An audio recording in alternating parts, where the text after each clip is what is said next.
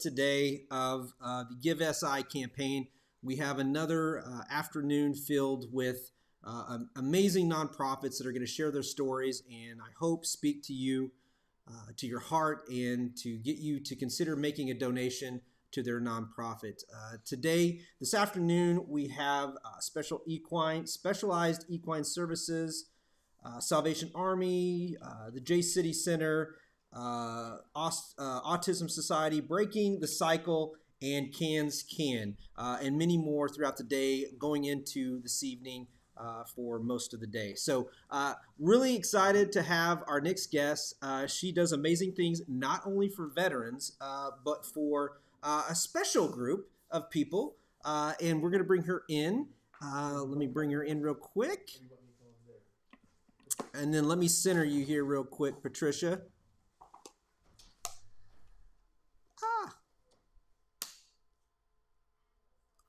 All right.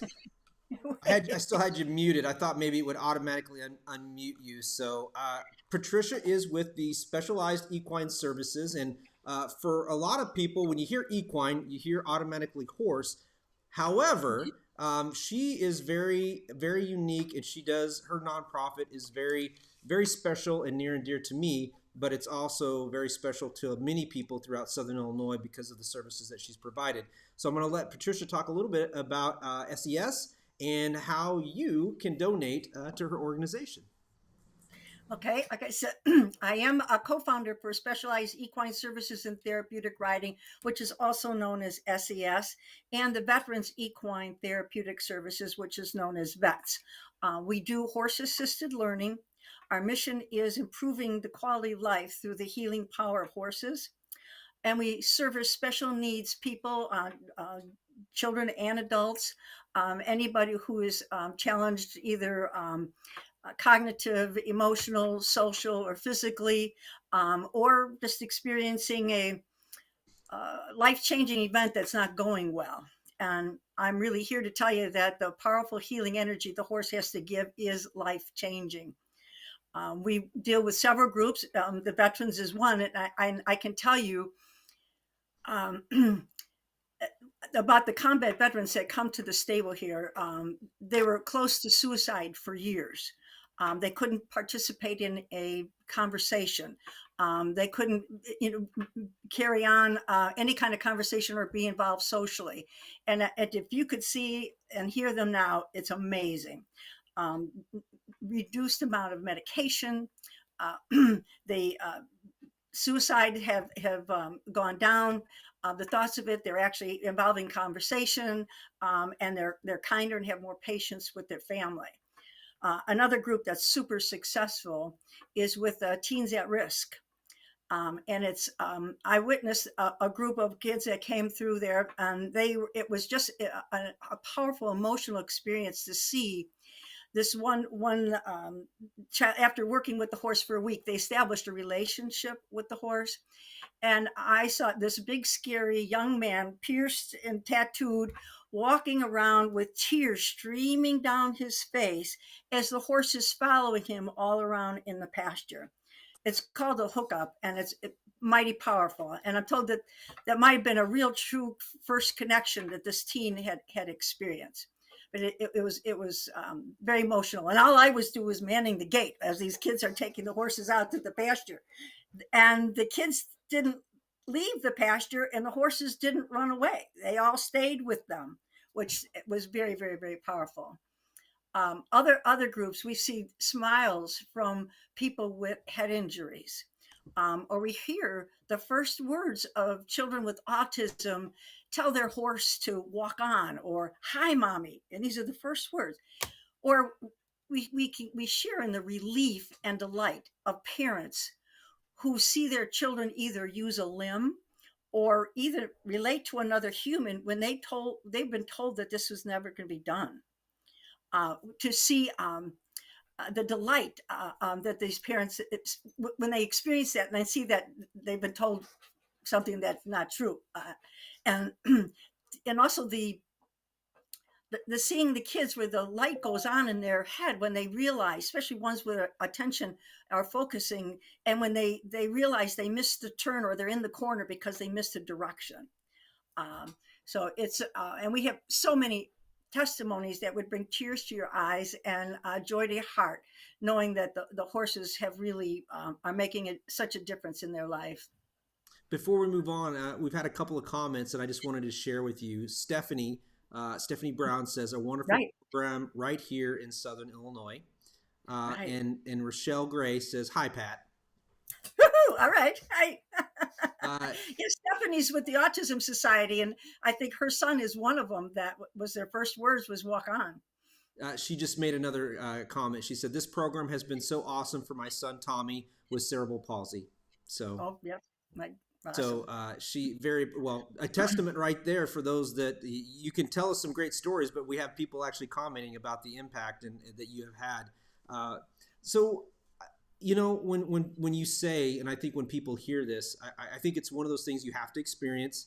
And I'm sure that you're open to having people come out or volunteer, but it's hard for people to understand the impact that you're talking, that a horse, right?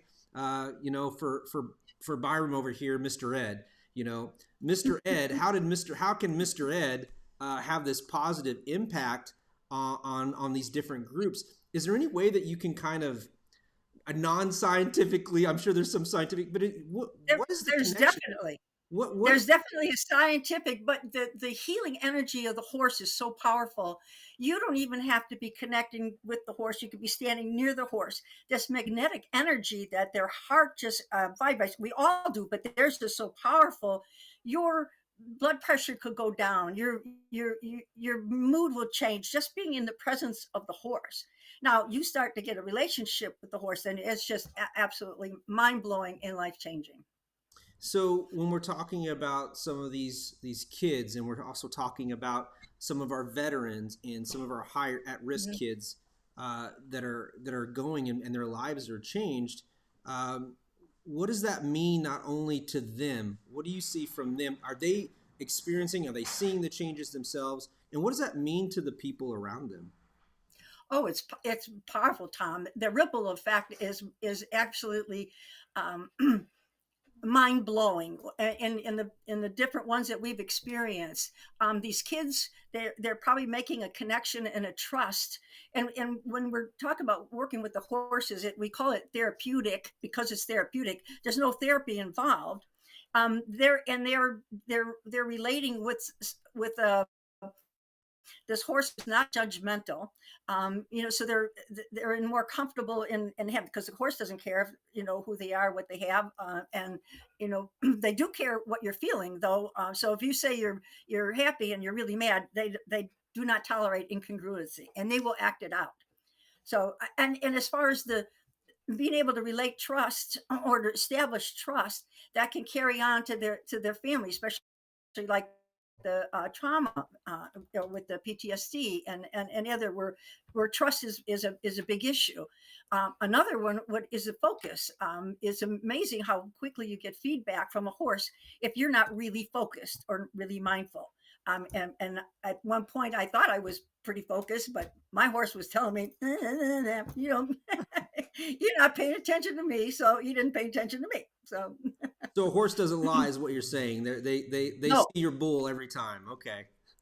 got it. Yeah, you can't lie to the horse, and they don't get a divorce, and they're actually who they are in the moment. They're masters of body language too. They know your intent even from a distance. It's amazing how you've got different animals that are picked up that pick up on that on humans, Mhm, and I mhm. think that's why many times we have them as pets or they're a part of our lives. I think maybe we just gravitate, and I think that's why we get some of that balance sometimes. But um, Stephanie says she believes it's magic that they work. Rochelle, and then she corrected it here real quick because there was a little bit of a left out. So I'm going to paraphrase what she's saying because she had it correct. My son had no balance when we started in 2012, and now he has wonderful balance, can sit unsupported in a saddle and balance on his own. So Yes. that was Rochelle Gray about her son who has cerebral palsy that utilizes Mhm. the equine services. that Patricia has. So when people are considering today donating, and you've got strong testimonials, you've got people telling you this, what do you hope that they are donating to, and what is this money? What do you hope to use these funds that are raised today for? Well, the money goes entirely to the running of the programs, 100% of it. And just to give you a perspective, in order to make our services available, we charge just a fraction of what it costs. We did an analysis a little bit ago for another presentation. It's like for the number of riders that we had for a 6-week session, which is six lessons, it cost SES approximately $16,000 because we rent the horses, we rent the facility, and then what we charge and get in fees is like 6,000 around in that area, and so we have almost every 6 weeks a $10,000 deficit that we would make up either through sponsors, donations, fundraisers, and things like that. So it goes to the 100% goes to the operation, and Yeah, and obviously the horses a little bit more to maintain than a service dog and some other things. Though long term, there's a lot of comparisons, and I know people think of utilizing animals, but have you seen in our area it grow in using equine therapy? Have you seen this a growth? Is it more popular? yes. Is it getting out there? Oh yes, yeah, for sure. And I know being member of the chamber and being member of some of the networking, and it's I'm not hearing. I never heard that that you had these down here before. We've had a couple families. They were absolutely mildly surprised that we did have a program. They moved from Arizona or someplace where they had that program, and they were very delighted to find out that we did have it in Southern Illinois. And we are growing. There's more and more veterans that are applying to come through our program, and every year we have more students that come, and some are obviously repeat students that have been coming for a number of years, like Tommy Gray. It's amazing to see how much of an impact that we can have in this area with all the nonprofits, but I can tell you that there's at least one time a month, at least, someone reaches out to me, and it's usually a veteran, and asking about services, and you're always one of the ones that I give, and they're surprised in our area that they have that, and they're usually not from this area. But yes, you're right. It's getting to be more, I would say, more popular, and I think people are finding a way to fund it and find ways to raise money themselves to utilize the services. Where do you hope, or where do you want to grow your services in our area in the next 3 to 5 years? What do you hope to have and see? For sure. Well, we rely on volunteers, so that's a big ask.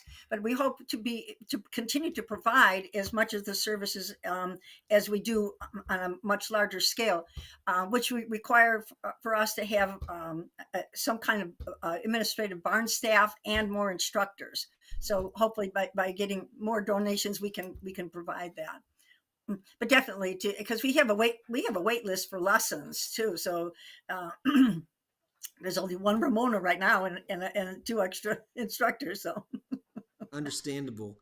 Uh, you mentioned something with the horses that it just popped in my head. When people they're taking the courses for 6 weeks, are they utilizing this? I'm guessing the same horse the whole time. That's works out the best, and definitely we try to keep the same horse and the same volunteers, because a lot of the students, if their focus is an issue, if there's too many changes, it's hard for them to maintain that focus. Yeah, I can't imagine with someone with autism or even trust issues with PTSD. The consistency is really key. Mm-hmm. Some more comments. It's the Stephanie and Rochelle show, but Stephanie says there are true miracles that you can see with your own eyes, and there is no other feeling like it. And I have to quote Ramona Twellman, who's our executive director and our certified instructor. What she says is it's much more about than riding a horse.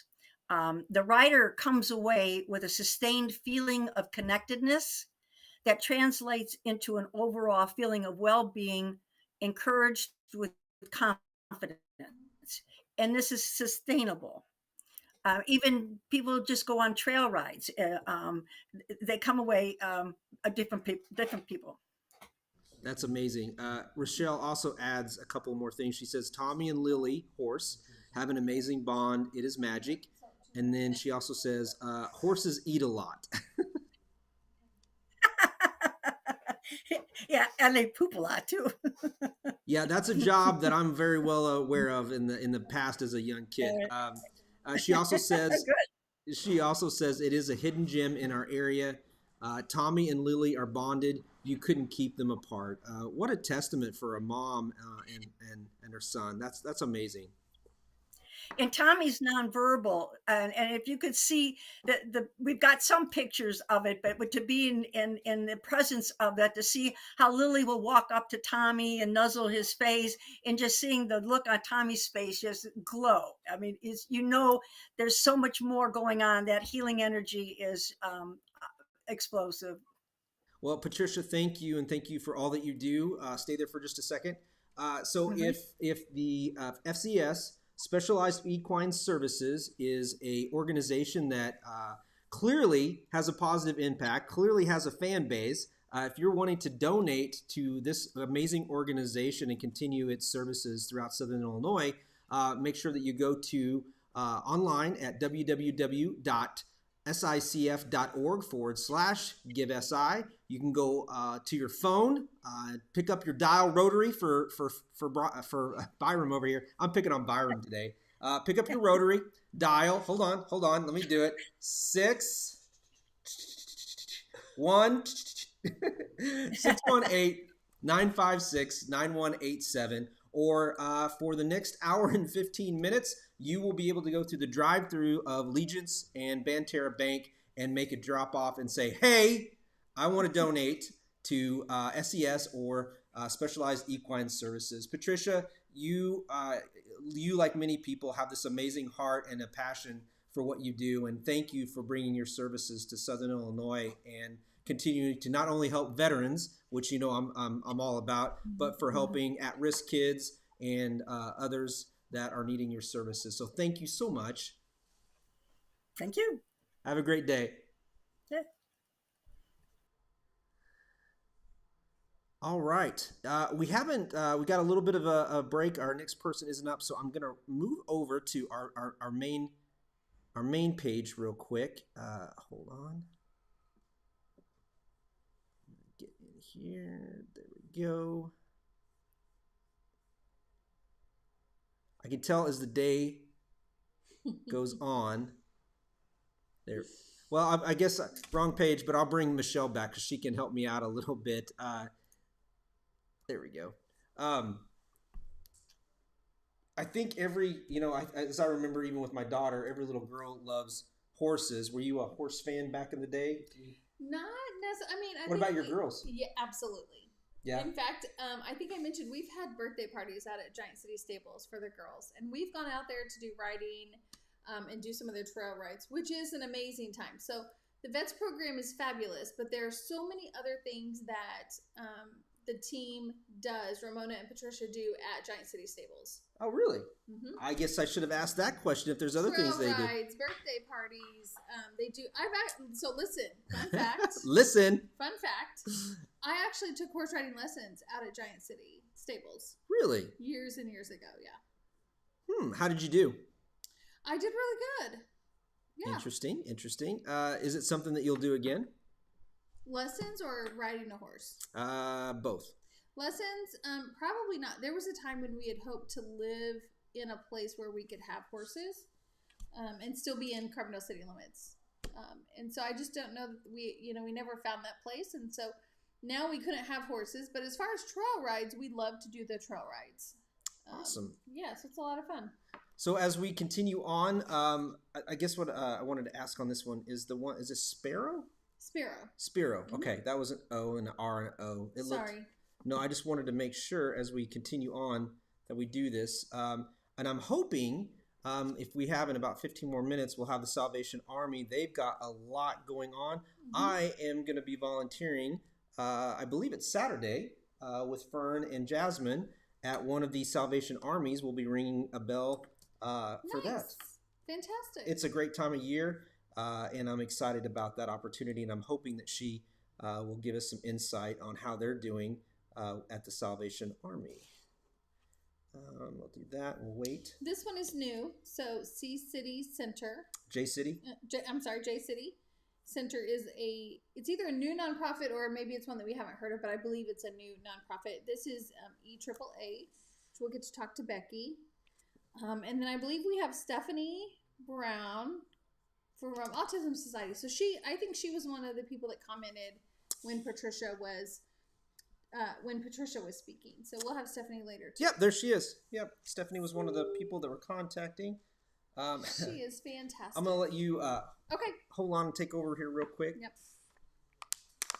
So if one of the nonprofits we have talked to so far has really touched your heart and has made an impact in an area that you would consider donating in, now is the time to donate. We have the phone lines open, so if you'd like to donate over the phone, you can do that. You also have the option of giving online.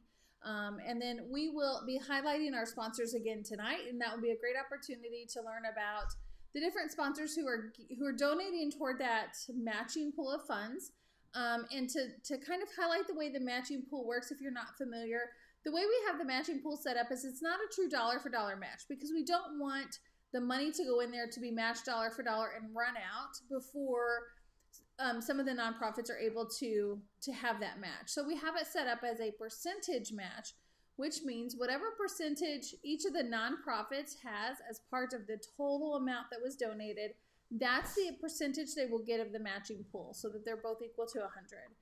And so depending on how many donations we have, that will determine how much the match is for each of the nonprofits based on what they raised during the Give SI campaign. So again, we are right in the middle of a 30-hour giving campaign. We have up until midnight tonight. So it's a great opportunity to donate.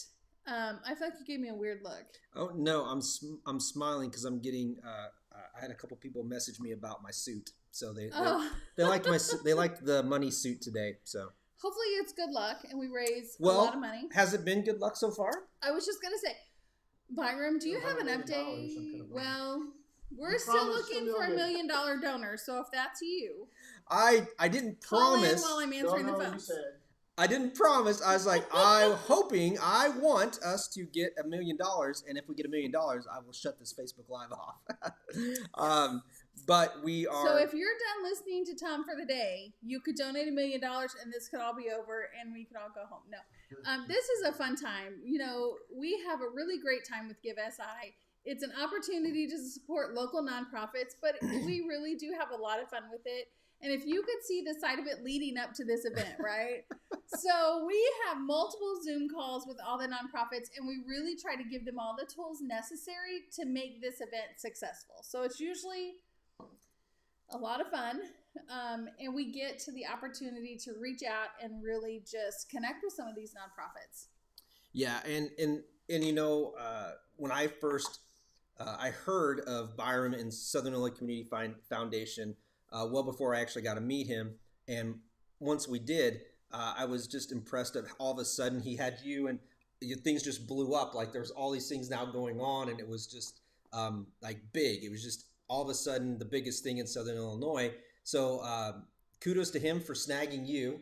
And you guys do make a great team, and I'm appreciative of all the resources you provide. I still think that the nonprofits don't know what they're missing out on. And the other thing that I've noticed with the Southern Illinois Community Foundation, Michelle, is this is now an opportunity where someone can say, you know, I would really like to start a nonprofit. I don't know what I'm doing. I don't have the resources, but I have the passion to do this. And a lot of times they start out small and they think they have to have all these things. And what they can do is work with you guys and really get that nonprofit up and moving pretty fast if they work with you guys. Yeah, absolutely. So what I would say first is to analyze the impact that you want to have on the community and the services that you want to offer. Because if there's a nonprofit already doing that and doing a fantastic job at it, then we probably have that conversation of, is this the right moment to start that? Or can you work with and partner with another organization? But the real benefit of working with a community foundation is it's not just all about starting that nonprofit.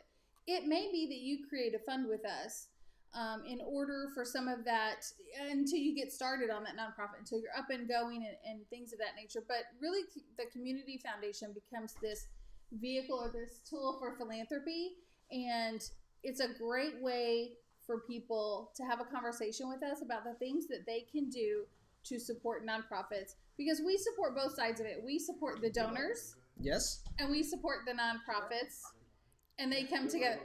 You can come say hi if you want. Yes, no one's on right now, so we actually scoot over. I We're don't know gonna if make this work.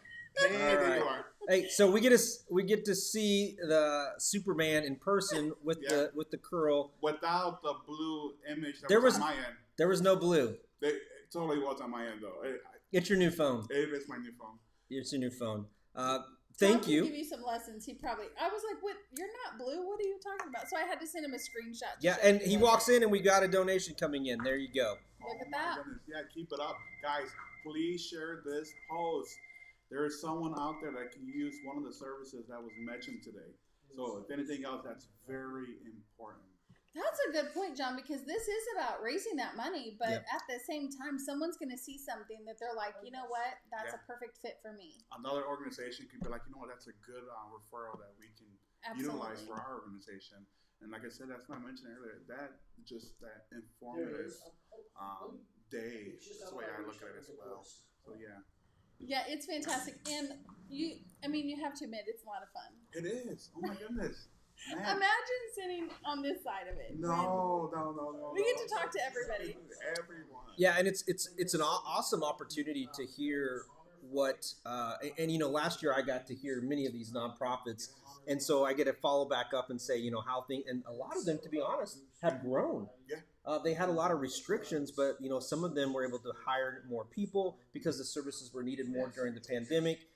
It's just amazing, and a testament again to Southern Illinois and the people that work diligently to provide services to everybody or their special niche. But you feed everybody. But we know you like food. We love food. You love food. Tomorrow at Heron House of Hope, fried chicken, greens, black eyed peas, homemade cornbread, mac Ooh, and cheese. I'm not gonna lie. You had me at cornbread.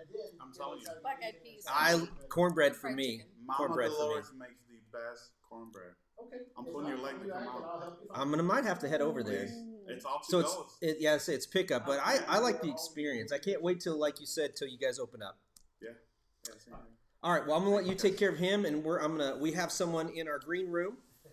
Well, I hope so too, because I've been here since 4 a.m. So. All right. But it's working today. So. Thank you for stopping by. What kind of coffee are you drinking? I know. I want that. I know. I want the coffee you've been drinking. All right. So our next guest today is with the Salvation Army. I've known Cammie. I used to work with her husband when I taught. Very passionate, and I'm really looking forward to hearing the status of the Salvation Army and how the donations today raised, what they will go to. So let me bring her in.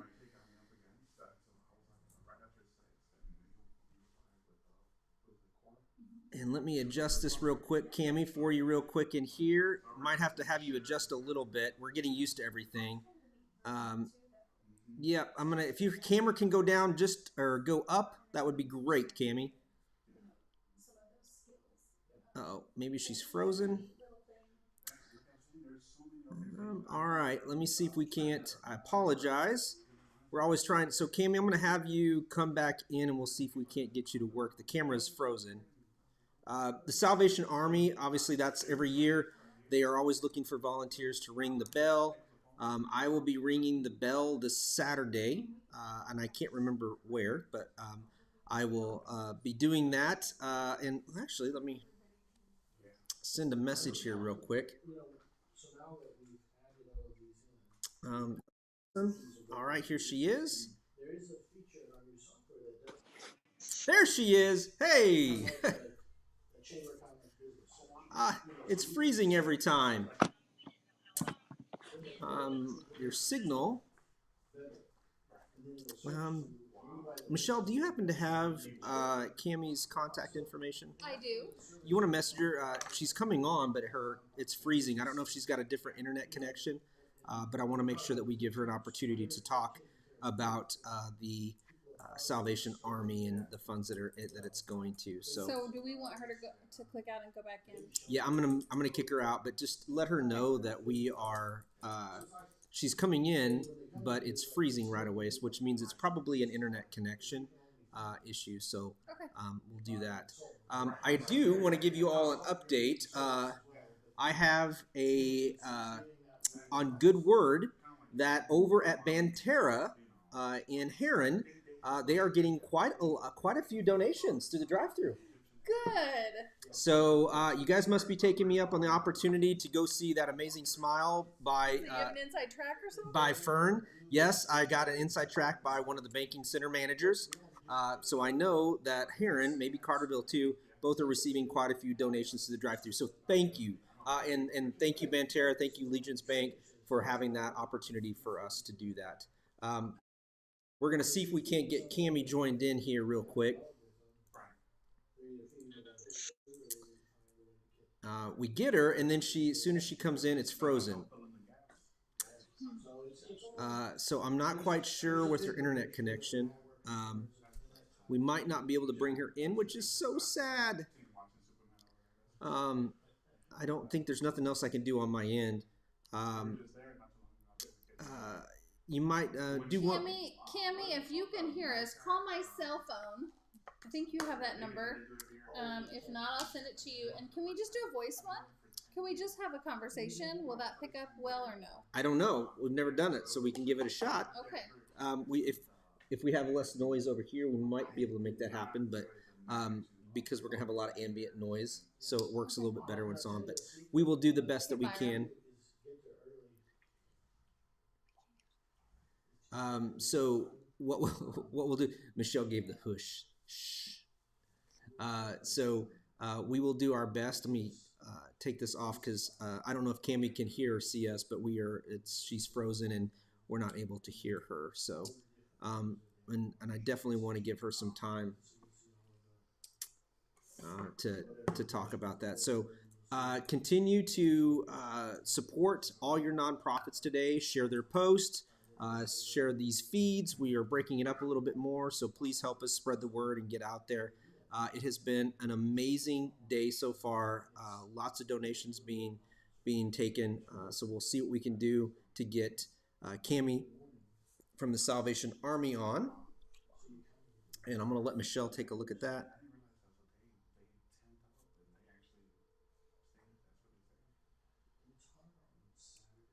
Hi, this is Michelle. Is Cammie available? Thank you.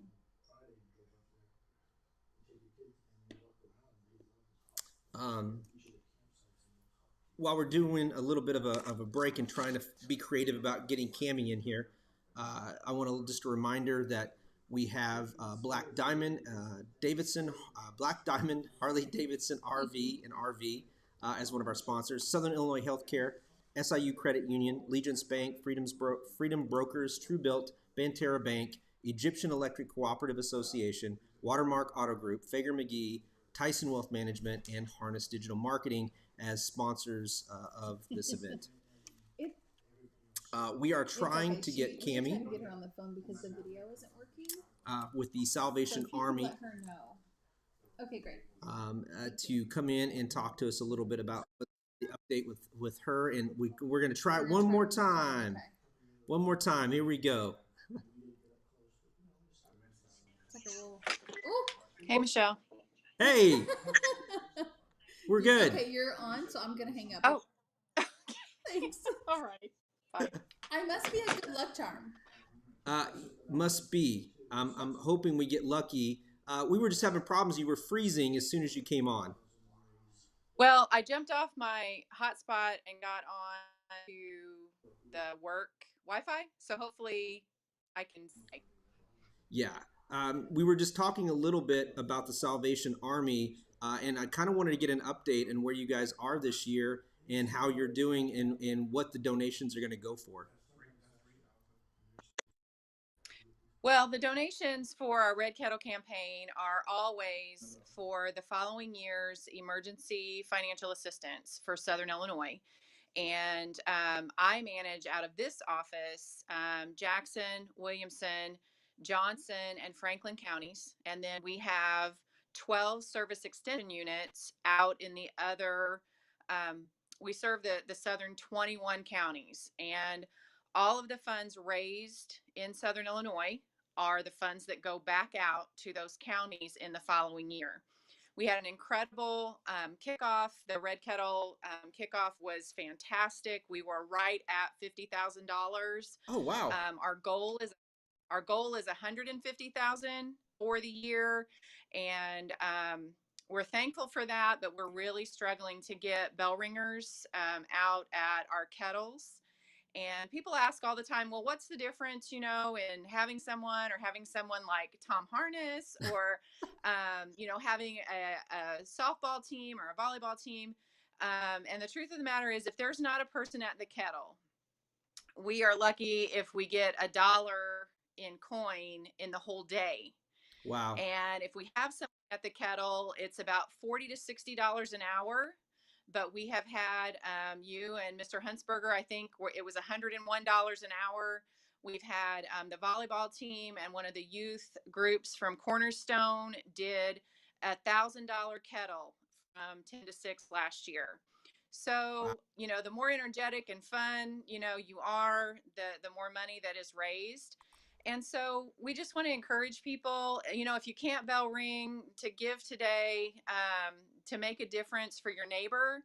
I have a friend she was just preparing to share with her church, what's it represent? And the truth of the matter is, an hour of bell ringing will keep a family's water service on next year. 3 hours of bell ringing will help keep a family's electric service on at some point next year. And if your group takes an entire day, you're going to make sure a family stays in their home and are not going to be at risk for eviction. What has transpired since October 1st is just unbelievable. I just did numbers really quickly, and just Williamson County, since October the 1st, the Salvation Army has helped 67 families with emergency financial aid. And the reason that happened was I knew the need was going to be there. So unfortunately, that was kind of our fourth quarter allocation. I just didn't tell people no. I didn't tell people that they were going to have to call back December 1st. We just, the crisis was present. And so we were able to do that. But now funds are very, very, very limited now until January. So I got to tell you, I have a little bit of a testimonial, and I hope that it gets people to think a little bit differently about the kettle. So I will share something very personal. You had someone call me, and I was so dead set about I didn't want to be out. I have a hard time breathing. I didn't want to follow the rules and do the kettle and wear a mask. And I went to church. And I was listening, and God was telling me, Tom, what are you willing to do to help and serve others, which I love to serve? And what I came back was I was willing to do this, but not to this extent. So I will tell you, I have changed. I'm actually going to be at Hobby Lobby with my special lady friend Fern and her daughter. We'll be ringing the kettle, and I'm going to try to sign up for a couple more. The reason I say that is because I want people to know that sometimes when we are dead set for whatever reason at this point, even if it is legitimate, and I do have a hard time breathing in those things, especially the cold, it's not about, an hour. Can I make it an hour? Yeah, I can make it an hour.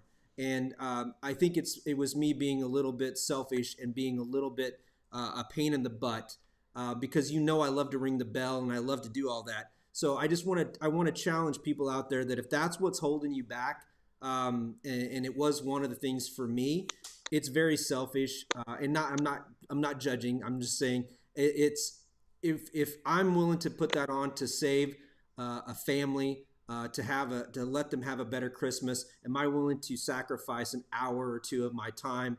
Absolutely. When I don't think anybody can say that. So if that's what was holding some of you back this year, please take it from me.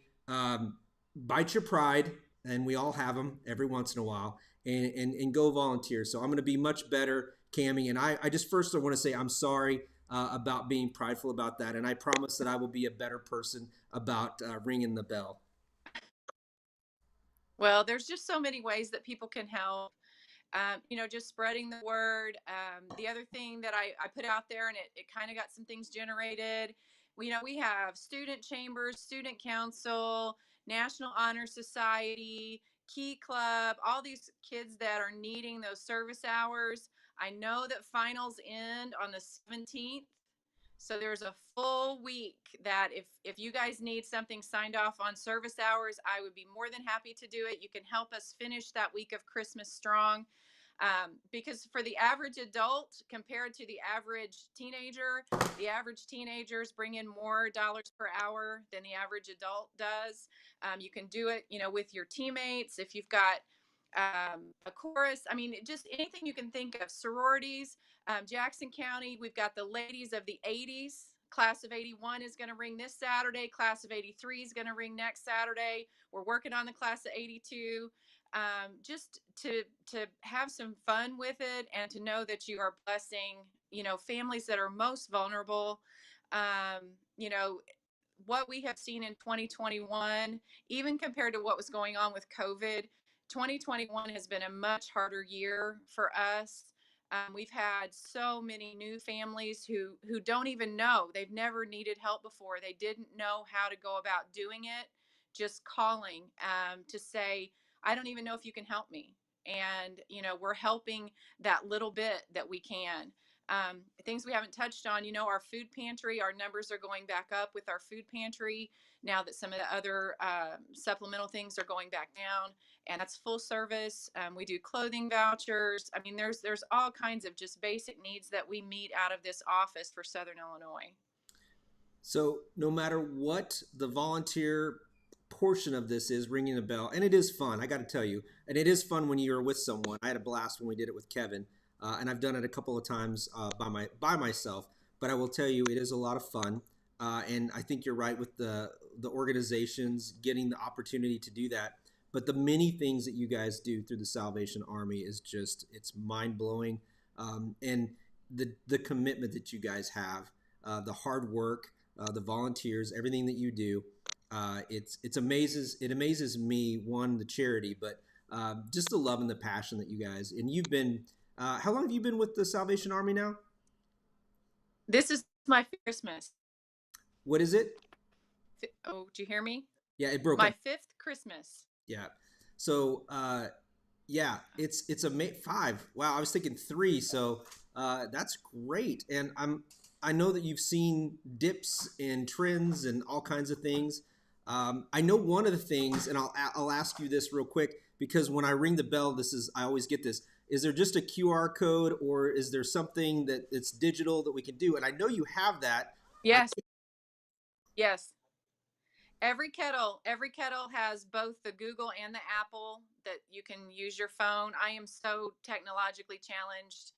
I don't know the whatever, but yeah, you can hold your phone up to either one of those and make a what do they call touchless donation that way. Yes. That is awesome. And I didn't know that. I knew that they could text or something. There was something I can't remember a couple of years ago that they could do. But that is awesome. I'm going to try to work on getting those donations while I'm there at Hobby Lobby Saturday. So anything else that you would like potential donors to know about the Salvation Army that maybe they don't know? Oh gosh. Well, it's just myself here, for all the counties. So we're always looking, for COVID kind of kicked our volunteers in the teeth a little bit. And so, if you have a couple hours, even outside of the holiday time. And one other thing I do want to say thank you so much is to our community partners. Our Angel Tree kids are taken care of so well. And we actually have 152 seniors. Our Shining Star program is our seniors who are alone with no family. The community is so generous that way. And I know it's a different type of giving, but we are so appreciative of that, to know that our kids are going to be taken care of. And we really, the hope, of course, is always to be able to do more, to be able to reach further, to be able to find the underserved folks and grow other partnerships. And that's really my goal for the upcoming year, is to be able to reach, well beyond the big sister of Williamson County, to our neighboring counties who have just a different level of need sometimes than what we see right here. Williamson County is in great things. So our hope for Southern Illinois, and for people to know, this is one thing they may not know, is when they do those online type of donations, it is zip code based. We get these enormous spreadsheets with every donor, every zip code, and we know where that money needs to be allocated to. So the Marion office manages all of that. So that's just one thing to be sure that it stays in Southern Illinois, and we don't have a giant red national kettle that's going to take care of us. That is actually great to know, and I didn't know that. And that's a good selling point, especially for the people at the kettles if some people are doing the digital option as well. So I'll make sure to spread that on Saturday. So, Cammie, thank you. Okay. And I say your team, but it's your team of volunteers. Thank you and your team of volunteers. Tell Mike I said hi, Yeah. and I hope he's doing well. Sure will. Yeah, Right. he'll be ringing. Have a great day. You too. Thank you. Bye-bye. Always looking forward to that. And I got to be honest, and I was letting her know that was definitely one of the factors, for me, Michelle, was I can't breathe. And I kept thinking, and I went to church, and I was like, sometimes you got to do things for other people. And I was I got schooled. When did you do this? It was I think 2 Sundays ago is when I went to church, but they had called and I said, well, what are the requirements? And I was like, I don't want to wear a mask outside and for that time. And I really believed that. And then went to church, and I learned really quickly that, it's not about me. A little pride, and and I'm like, I can handle this to make a difference in someone else's life. And it's humbling when you get the words of the Lord coming down on you and be like, you need to volunteer. Because I have volunteered many times in the past, and I just, it's a great organization, and it does need help, and it does need volunteers. That would be fun to do. You and I should do that. It sounds like a fun challenge, I'm not going to lie.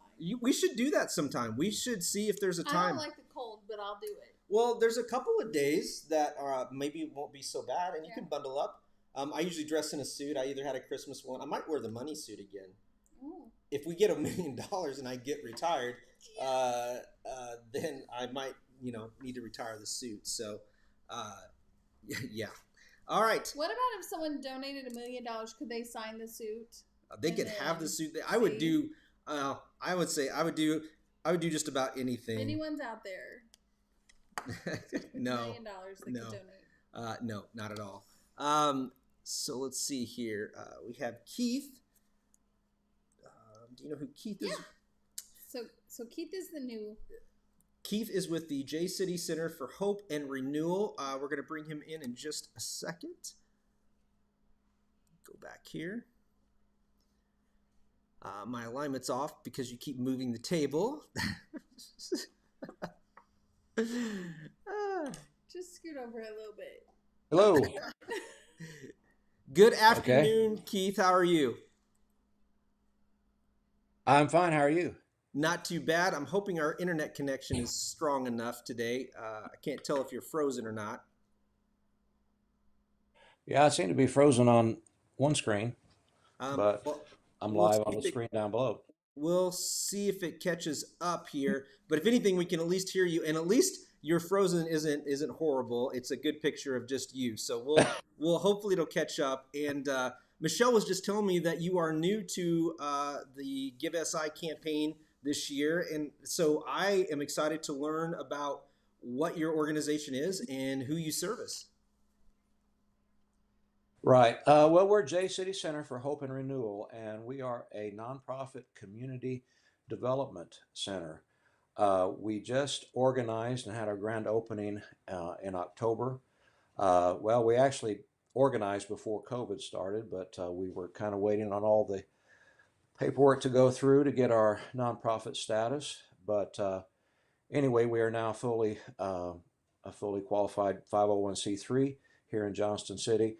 And Johnston City really is our target. We are trying to help this community be a better place by providing answers and solutions to long time multi-generational problems. My wife and I grew up in Johnston City, and I've pastored here in Johnston City for 12 years.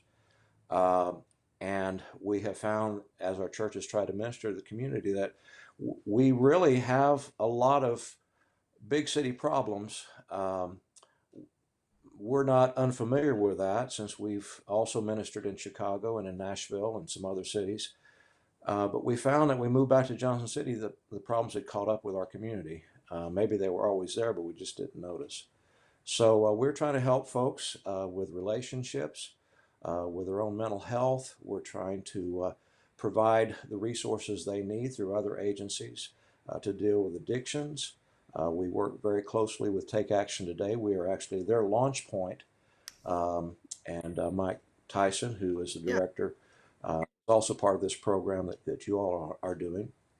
But we are we're actually not fully up to full capacity yet. After the January 1st, we will have a mental health counselor on premises that people can schedule for invested counseling, whether the problems they're bringing are mental health related or marriage and family, where they will be able to schedule an appointment with this counselor and pay what they can pay. They need to invest in their own health, their own mental health. But if they cannot pay, then we're going to have a kind of a service project program where they can donate hours back into the community. And if they are physically unable to do that, we're getting volunteers that will serve as their mentors that can do the work for them. So either way, it's investing in the community, and people are putting back more than they're taking out. So anyway, we hope to address the issues of poverty, family, relationship issues, the inadequate housing that we have here in the community in quite a few places. We hope to address people's mental health needs, as I've already mentioned, and probably a few more things as we get volunteers who will be able to assist us in that, or we find other agencies like Take Action Today that we can partner with. So as potential donors are looking at organizations and nonprofits to donate today, what would you like to tell them, someone that's considering donating to you, why they should donate to you? And do you have something specific that these funds will be generated and used for? Right. Well, I believe that, as I was saying, giving back to the community, a lot of people, when I moved back here, and even before, when I came back to visit family here, a lot of people like to complain about small town Southern Illinois, and Johnson City is no exception. You go to the local coffee shops or coffee places. We don't have a coffee shop, but the places where the people tend to congregate and talk about the community and talk about the problems. There's a lot of people that complain and wring their hands, but we want to do something about it. And we realize that having food pantries and thrift stores and clothing giveaways and all that kind of thing is a good thing, but doesn't address the long-term issues of poverty, of underemployment, of inadequate housing, of just basically people with low self-esteem or other issues that hinder them in relationships with others. So we want to invest back in the community, and it's not, we hope that it will spread beyond Johnston City. We won't turn anyone away, but we're starting here as our target, and we plan to use the funds that we raise through this program or through this event as part of our launch process. We have a building that was formerly a parsonage for the church across the street. So the upstairs we've fully renovated it, with one exception. We would like to put in a handicap accessible restroom upstairs. So we still have to do that as part of phase one. And then our lower level, the basement level, it's just wide open for potential meeting places, office spaces. We're going to have a podcast facility down there that Take Action Today is going to be using. We hope to have a recovery lab that they're going to set up. And so we've got a whole lower level, a basically unfinished basement that is waiting to be developed into usable space that we can offer some of these services. We'd like to see this J City Center be a very busy place where people are coming and going and getting the help they need. That's amazing.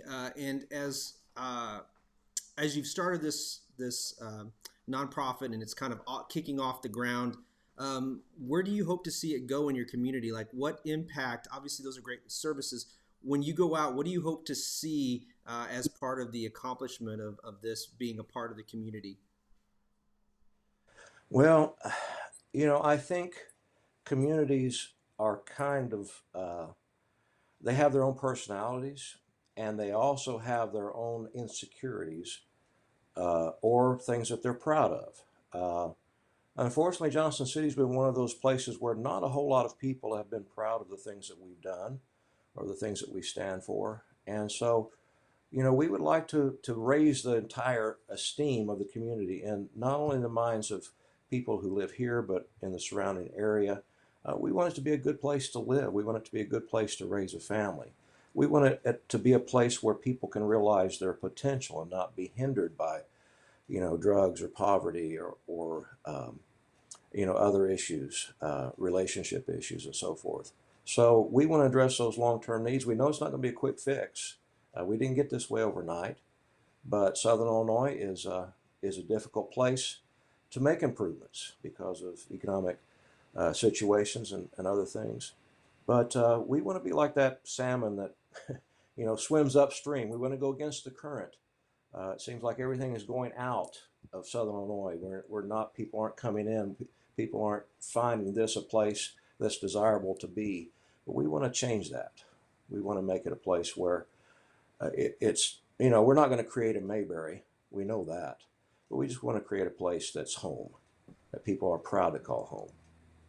Well, Pastor Keith, I got to tell you, when you talked about going against the grain, I think any successful nonprofit or business in Southern Illinois, they've been successful because they went against the grain. So if you have the tenacity, and we know you have the faith on your side, I think that you will be very successful in the community, and I wish you nothing but the best moving forward. And I hope that we're able to give you not only a platform to let people know who you are, but hopefully they will find in their hearts to donate and be committed to helping you and your initiative in Johnston City. Thank you very much. We hope so too. Have a wonderful day. Good luck. Go out there, continue to raise some money today, and we'll try to do our work here at News 3 WSIL and on our Facebook Live today. Have a good day. Okay, thank you.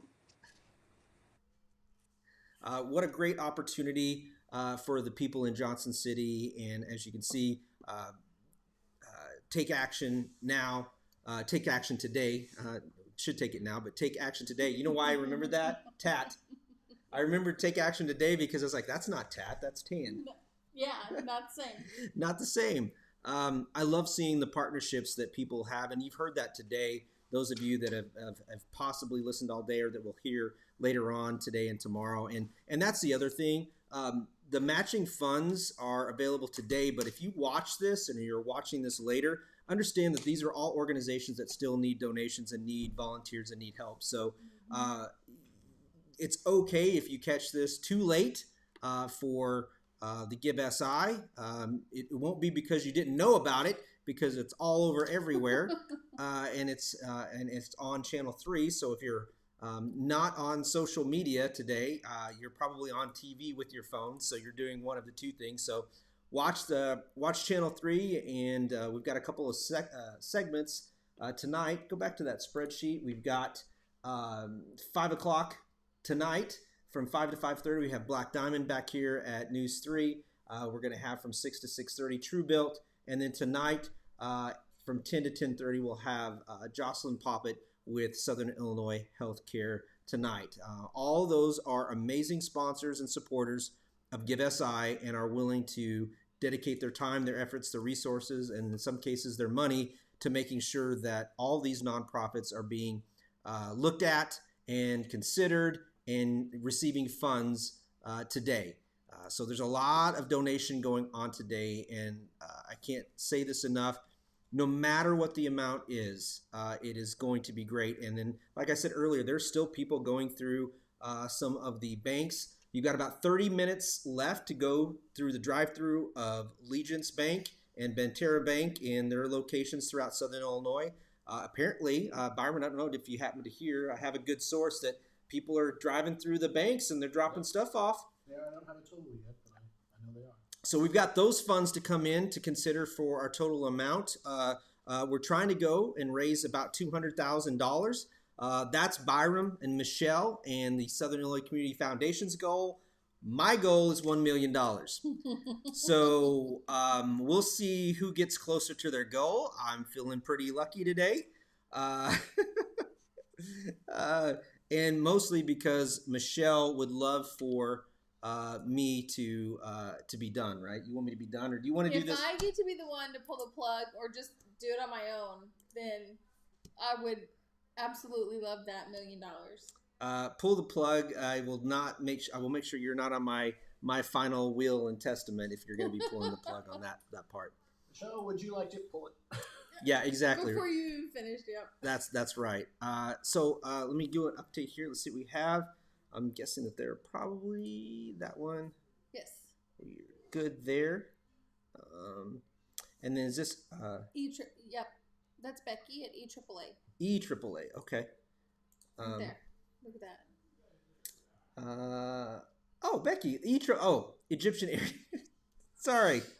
I was like, I was wondering if you were going to catch on to who that was. No, you totally abbreviated on that. And so we have up next at 3:30, we have Becky with the Egyptian Area Agency on Aging. So we'll be having her. Oh, she says she's here, but you should have received a link, Becky, and you would click that link and it'll bring you in and I will add you, but I don't see you in our waiting room. So this should have been, I think we did it from here before. You should have had a link from Michelle. So she's going to double check your email and I'm sending it back she's right now. sending it right now. And Tom, just Legence Bank, most of their drive-thrus are open until 4:30. Okay, thank you. And the Banterra at Kroger in Marion is open until 7. Thank you. So most of their drive-thrus are closed at 4, but each location is a little different. Okay. And Byram, I'm going to throw this out there for anyone who's listening. We have one spot tonight. One spot where we could highlight a sponsor. So if we had a $5,000 sponsor come in the next hour or two, we could put them in that spot, right? Yep. There you go. So which one of you out there are going to be donating $5,000 right now, dedicated to either the whole Southern Illinois Community Foundation Give to All, or this would be a matching. This would be a sponsor for the matching funds. Yeah. WSIL tonight, sometime between 6:30 and 7. You could come on and tell us why you decided to support Give SI and become a sponsor to have that money go into the matching funds. Absolutely. So there's still time. There you go. Yeah. 6:30 to 7. Otherwise, you're probably going to have to see Michelle and Byram again. I got a spot for you. Again. Between 6:30 and 7, you can come in. So spread the word. If you're watching, let someone know. Oh, we got Becky here. Spread the word and let some other business owners or individuals know about this great opportunity and have them reach out. You can call. Actually, the best thing to do is to call 618-956-9187 and say, I would like to donate $5,000 or more and be that final sponsor in that spot tonight. We'll bring you in to WSIL. We'll put you on, and you can kind of tell your story. So if something's speaking to you today, and you've watched or you've rewatched, and you want to donate $5,000 or more, then call 618-956-9187 and talk to Michelle or Byram, and we'll get you taken care of. So next up is Egyptian Area on Aging. I'm super excited to bring Becky in to talk about the services and what they're raising money for. So let me bring her in real quick and let me adjust this. I'm sure there's got to be an easier way to do that. Good afternoon, Becky. Hello, can you hear me? Oh, yes, we got you. Yeah, good. So tell everybody a little bit about, I was schooled about EAAA. I didn't know you were EAAA. I called you stop it. And you Egyptian always Area, get it wrong too. Egyptian Area Agency on Aging. Stop it. Stop. So tell everybody a little bit about EAAA. Well, we serve persons 60 years of age and older, caregivers of older persons, and grandparents raising grandchildren. We also help adults with disabilities with insurance, case management type of issues, and we do some of the monitoring of the adult protective services and the ombudsman services. And then we do a lot of other projects with the veterans, with some in-home care that for the most vulnerable veterans that really need around-the-clock care in the home. We have a retired senior volunteer program that gets seniors volunteering and connected to help the community out. And then we have Dementia Friendly Carterville going on. And then we just started Dementia Friendly Carbondale. And we've had some memory cafes. And so we're just trying to keep up with everything that's changing for older adults, because as different groups age, so do the activities and the needs. So we're trying to keep up with knowing what those are.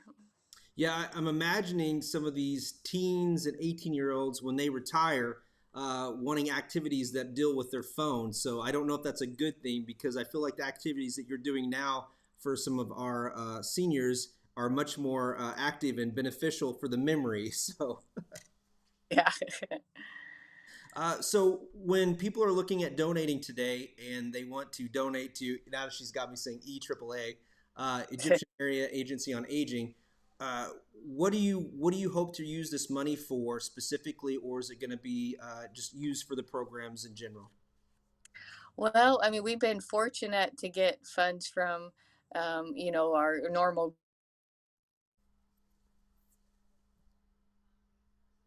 Oh, you accidentally muted it.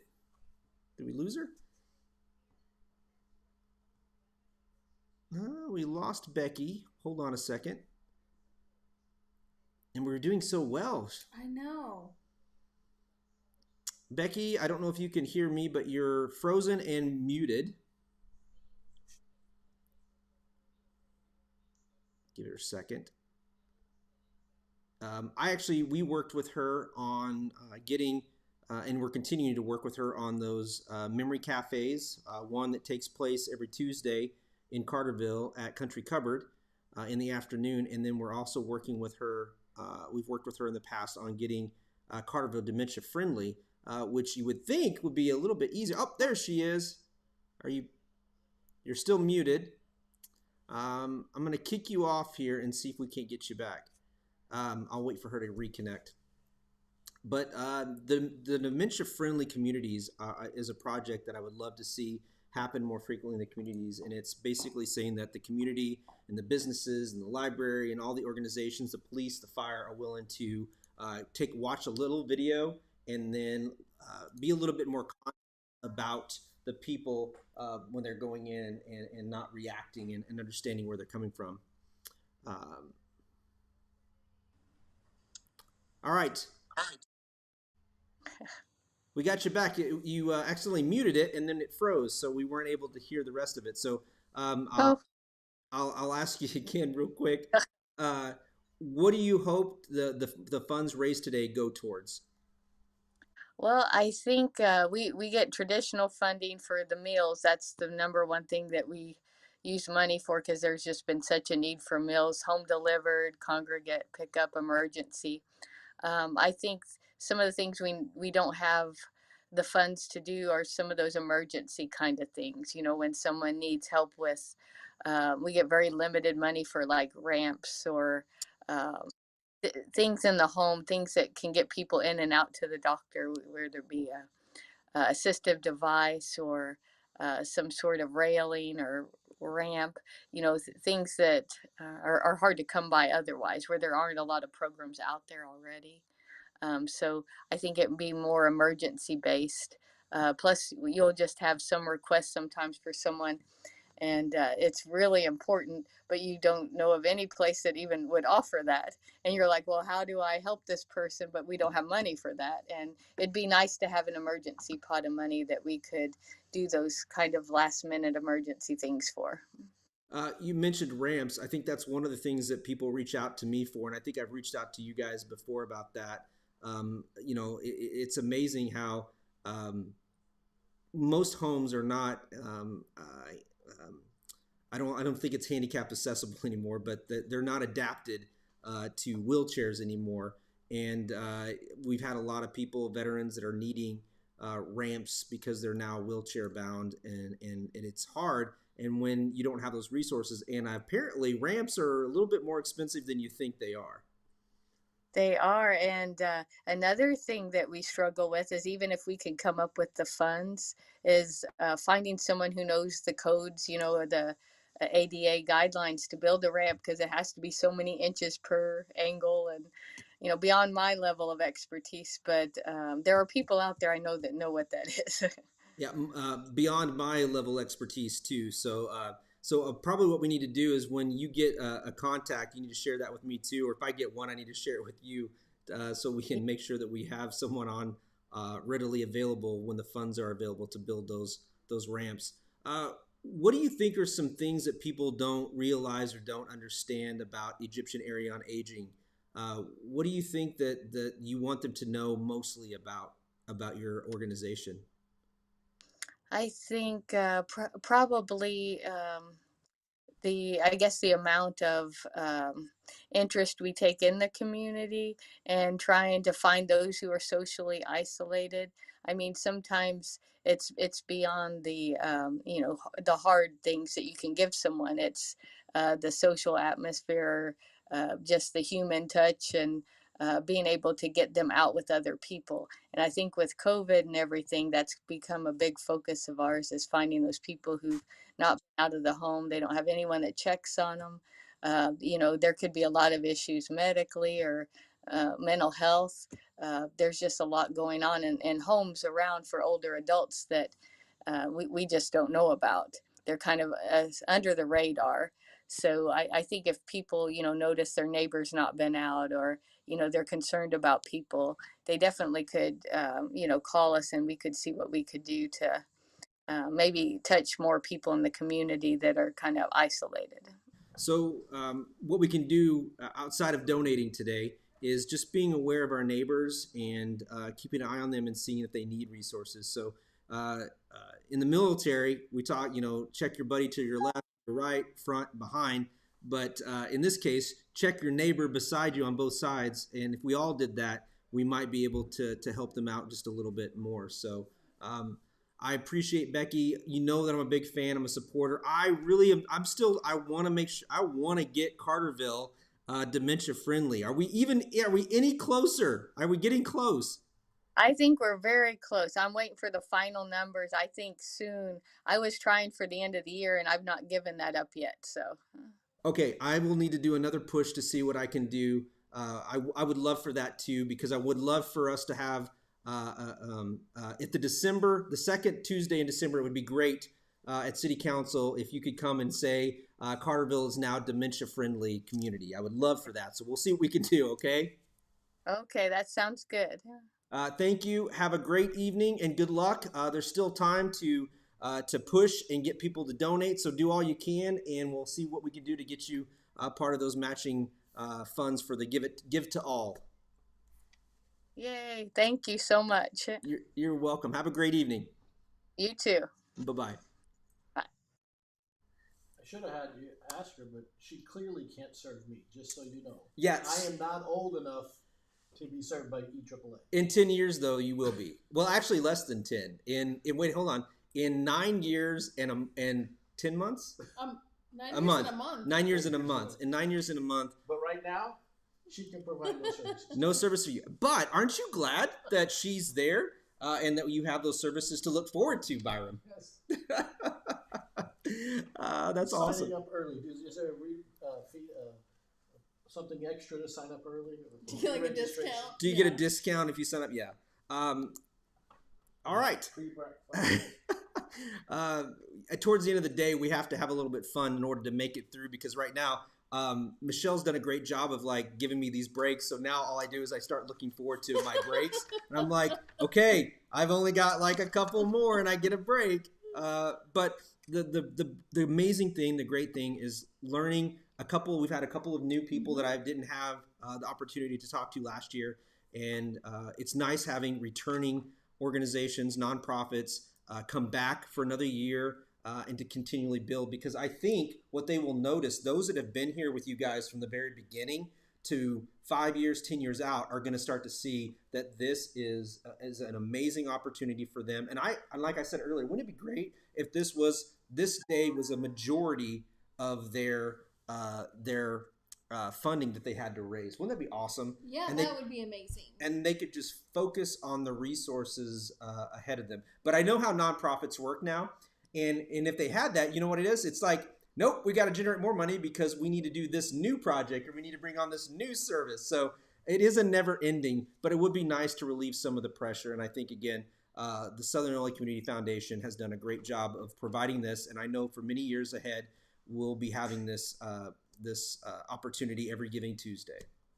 Yeah, absolutely. And not only is it a lot of fun, but we're noticing that the people who are really taking our advice and using that marketing toolkit are really seeing the donations come in. Oh, absolutely. And if they would do the one thing that we tell them, I tell them and you tell them and I tell them, if they would do more Facebook Lives on their own feeds, I'm telling you, they would see a huge return on investment. And if anything, you get the branding component. People still get to know about you every year. They might not donate, but they learn about you. And on the other hand, is the more they see you, the more that you become a trusted and consistent nonprofit in the area, they are probably more likely to donate. So it is definitely the tortoise wins the race in nonprofit. Would you agree with that, Michelle? Yes, I would.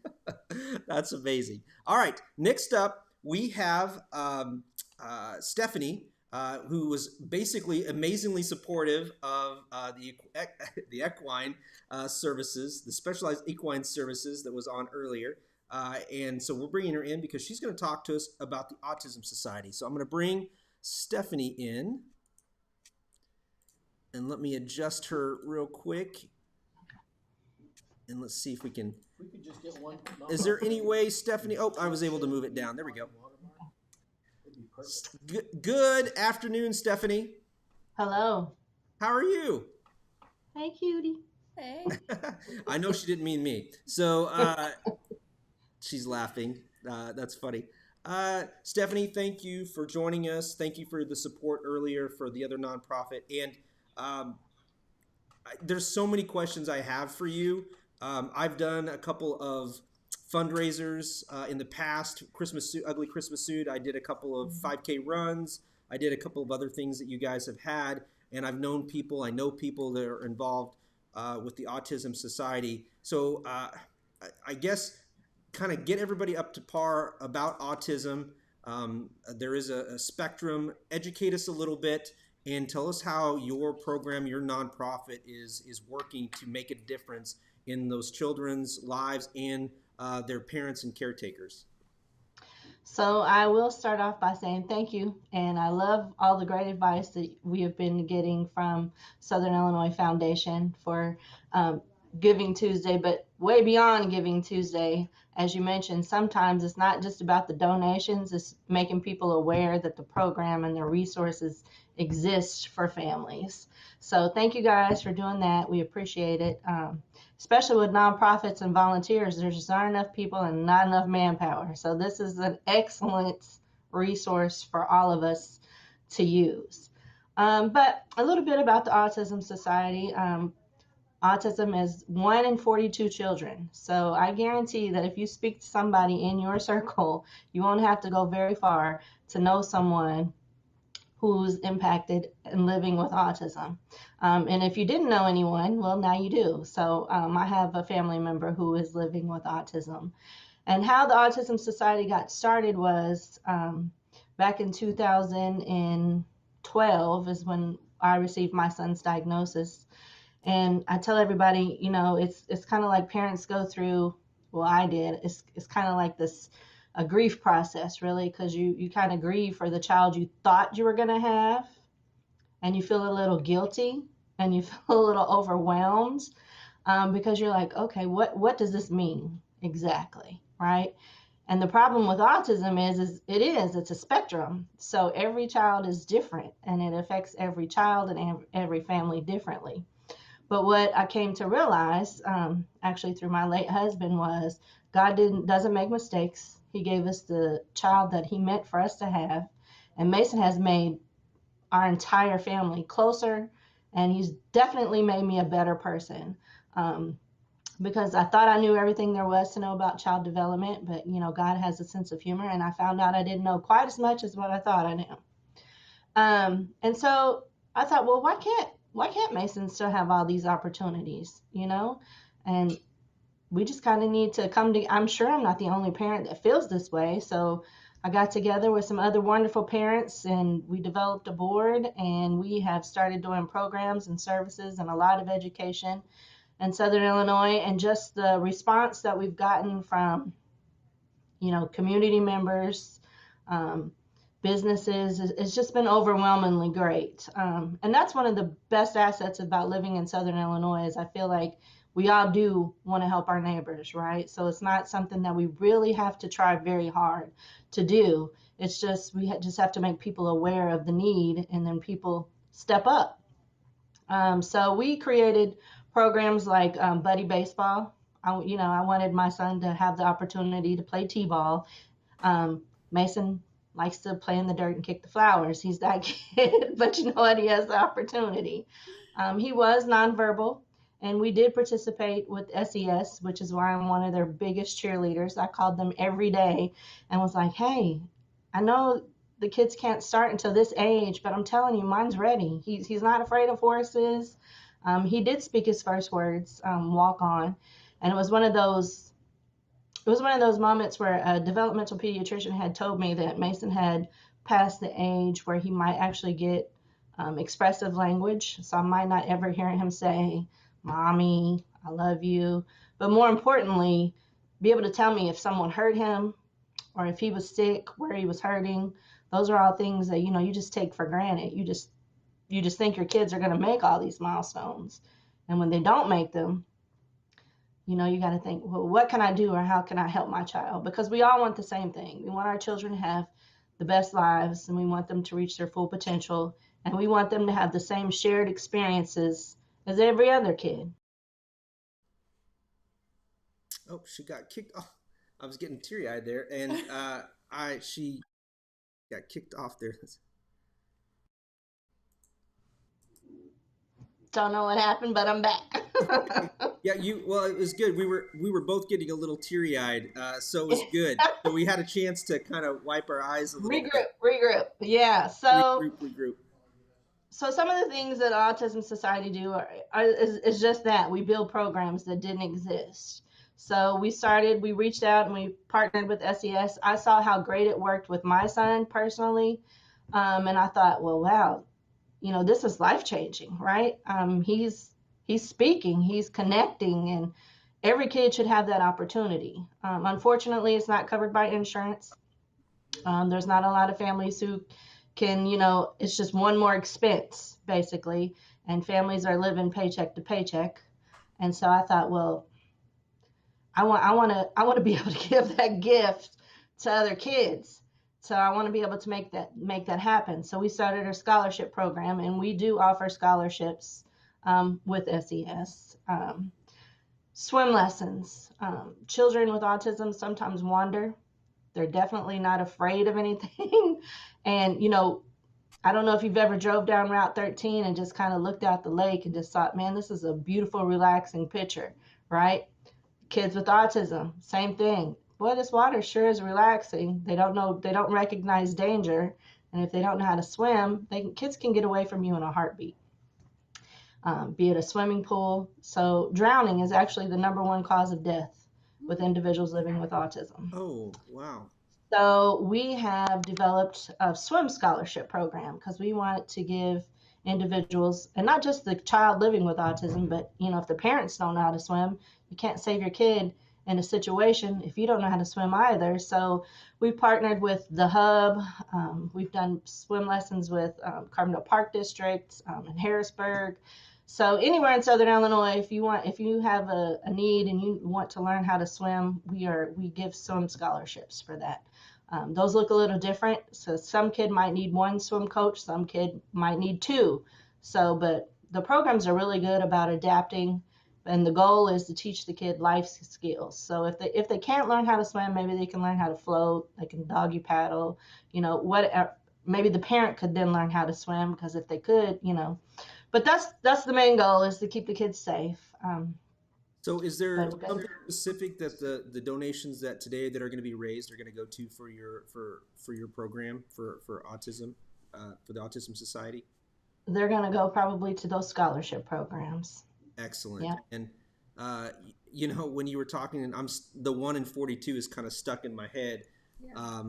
That's a staggering number. As a former educator, you know, I had worked with students with autism. They are all, you know, the spectrum is very different, and having resources at a school level is very important, and having resources in the community is very important.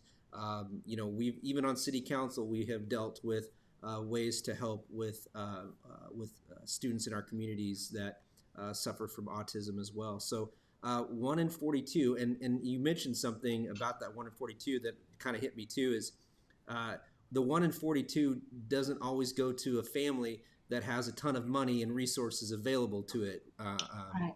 Yeah. So yes, some people can. I would say probably a majority do not have the resources readily available. But what I love is that they just make the time, the effort, they just make it happen. And that's what you're doing for not only yours, and you just took it a step further, Stephanie. You took it to heart, and you kind of just said all autism kids are my kids, and you said I'm going to help them all, and I love that, and I appreciate that. And you know, it's the parents that can't hear "I love you," or a parent, you know, as I hear you say that, it just breaks my heart, because I think we all selfishly want to hear that from our kids, and you know, some of us go through the stages where the kids grow up and they don't say it. And then they come back around, but we're talking about some that might not ever say it, and it's just amazing that the equine services that can do that. And I had to ask you, what was his word? What was his first word when he worked through the program? He said, "Walk on." He told the horse to walk on. And when it happened, the parents usually sit in the stands and we watch the children on the horses, right? So it kind of gives us an opportunity. It's a win-win. It gives the parents the opportunity to talk to other parents that we normally don't get to do, and then the kid is in an environment that is safe. So when it happened, I just happened to be quiet, which is an odd thing for me because I talk a lot. And I said, I just, you know, my eyes got really big, and I looked at Ramona and I was like, did he say walk on? And she was just as ecstatic as I was, right? Because those kids are her kids too. And she's like, he did. He said it. And so from that moment on, I mean, now his vocabulary is much larger than mine, but it was just the opportunity to unlock what needed to be unlocked. The connections were made. You know, when we go to his pediatrician now, you know, he's amazed. I'm just amazed at all the progress that Mason has made. And, you know, it truly is a testament to what can happen. And even if the kids aren't verbal, they still have a way of letting you know. It's their, you know, through their expressions, through, you know, a parent gets to know their child, so they have a private communication. I'll never forget what one little girl told me when Mason was in preschool and he couldn't talk, you know, because kids, they're just so honest and blunt. When I dropped him off for school, you know, she said, I'm going to be Mason's friend and I'm going to show him around. And I was like, that's great. Mason's going to love playing with you. I said, but Mason doesn't know how to talk. And she looked dead at me and she said, why didn't you teach him how to talk? And I said, well, you know, Mason has autism. And she's like, well, what's autism? And I'm thinking, that's hard to explain to adults. How am I going to explain this to this adorable little 4-year-old? And I said, well, basically, it just means he has a hard time, you know, speaking and, you know, making friends. And she is just like, does that make you sad? And I'm thinking, I'm trying to get through this day. I'm emotional. And I said, no, it doesn't make me sad, because it didn't anymore. And she said, that's because Mason talks to you with his heart. And that little girl broke me down in that moment. I was just like, you know what? He does. But she took it upon herself. You know, she's like, we're going to be his friend. We're going to play with him. So I was worried about kids not accepting him. But kids at a young age are just so wonderful. And if you teach inclusion from the very beginning, then it's not such a big deal when they get older. It's just like brushing your teeth. You know, I treat people with kindness. And that's our big push is, you know, to have an inclusive environment everywhere. So Thank you again for not only sharing your story, your son's story, but for creating an organization that I have no doubt that many families across Southern Illinois are utilizing and are very happy to have. And I know our area has a long ways to go for providing a lot of resources for all the families and schools and everything in our area. But I know that because of your initiative and because drawing attention to it, that I think that we're going to continue to see the services increase, get better, and hopefully I would love to be able to fix this. But like you said, I think God puts kids in our lives and puts people in our lives for a reason. And I'm sure it's obvious that your heart has grown probably way bigger than the Grinch's heart because of your son, 3 to 4, 5, 6, 10 times bigger. So I know that you're blessed. And again, thank you. And I just want to add one thing real quick, if you don't mind. So I know I spoke a lot about kids with autism doing our programs, but the one thing that I have found is that there are other children that have additional needs that also need support. So and I'm all about inclusion. So Autism Society is not just for families living with autism, it's for all families. So if you want to know about more kids, you know, be around kids that have additional needs, come join us, volunteer with us, come to our programs. If you have a child that, let's say, has Down syndrome, but you don't have a lot of support in our area, come join us. If they need swim lessons, come join us. So it's truly inclusion. So we want everyone to participate. So our scholarship programs are not just for kids living with autism. We have given them to families who are living with Down syndrome, cerebral palsy, because those kids have a need as well. And we just embrace everybody. So. Well, thank you. And again, that was on there. I'm Catholic, and I got to tell you, I would put you in for sainthood at this point. So I think what you're doing is just amazing. So thank you so much, Stephanie. And I hope that we can raise money for you. And she got kicked off again. But if you were moved.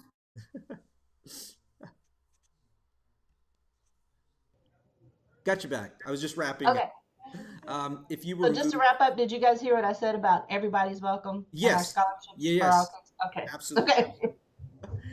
If you were moved, like I know Michelle's like borderline like teary-eyed over here like me. If you were moved by Stephanie's story and want to help and support the Autism Society, please consider making a donation for this amazing organization. And they were going to go to scholarships for the swimming and for the equine services that obviously clearly have had a huge impact with her son and with probably many other people throughout Southern Illinois. So you can do that by calling 618-956-9187, going online to www.sicf.org/givesi, or you can go, well, it's 4 o'clock. Byram tells me that if it's a Legence Bank, some of them are open till 4:30. I know most of the Banterra banks are closed at 4. However, the Kroger one is open till 7. So there are still some opportunities to do that.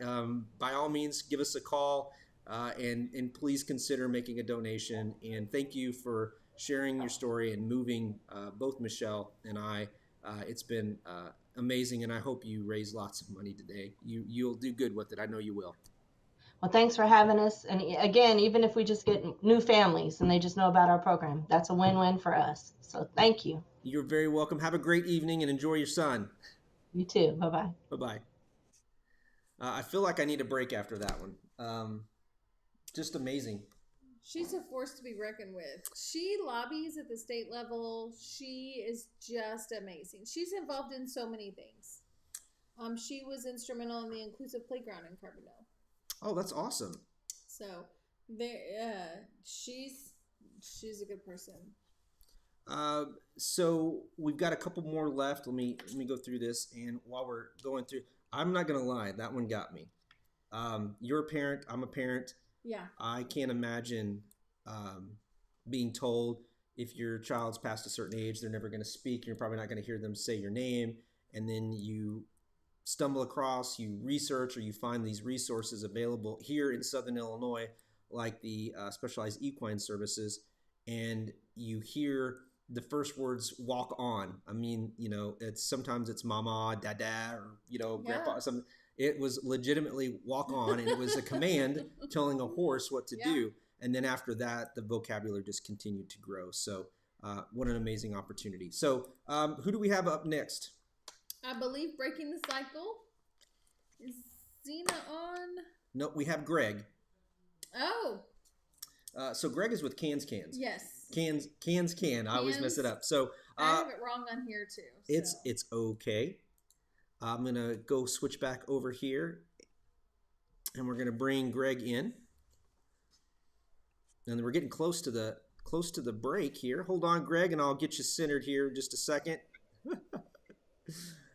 Move you down. I think you did this to me last year. You had that's way too centered. Well, that's all I got for you because I can't fix it other than that. So you can if you can scoot back, that's great. If not, you're good. You do this. You do this. Yeah. To me hey, thanks for having me on. I'll move accordingly. You do this to me every year. You wear that St. Louis Cardinals hat. I know you wore that last year. I know you did. Yeah, this hat goes with me everywhere. I affectionately call it my Steve Klein hat.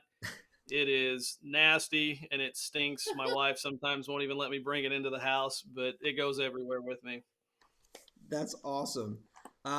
You were on last year, and we talked, and we were just saying how every year those that got on the ground floor give SI and continue to come back every year. I think it's going to benefit them a little bit more and more every year. But for those that are not familiar with your organization, your nonprofit, tell them a little bit about Cans and how their donations are going to benefit your nonprofit. Yeah, so we started, man, it really sounds bad when you say long ago, but we've been doing this off and on for like 20 years. I mean, when you say that, it makes you start to feel really old. But we started out as a church ministry, and we branched off officially about 2.5 years ago to become a 501c3, 3PO, whatever. We're official charity, and so we started out. Yeah. C3PO charity. So we started, like I said, as official charity a couple of years ago. We started out mainly in the school system in Southern Illinois. I mean, I think the statistics will show that the majority if not almost all of schools in Southern Illinois are below the poverty level. And so we started out providing teachers with resources that they might need for their classroom. Then we started to provide students with what they might need for the classroom or at home. We want them to be successful wherever. And so we branched off into providing them shoes and clothes. And then we branched off again. And the pandemic really showed us that there was a need in our community, especially and around, for senior care.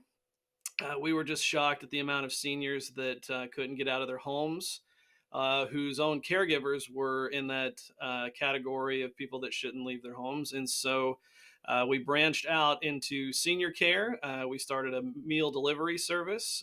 We have partnered with a local assisted living / nursing home in town.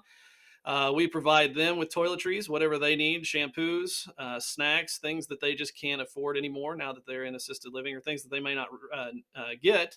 And then we also found out that how many people in assisted living and nursing homes in the area no longer have family in the area or family at all.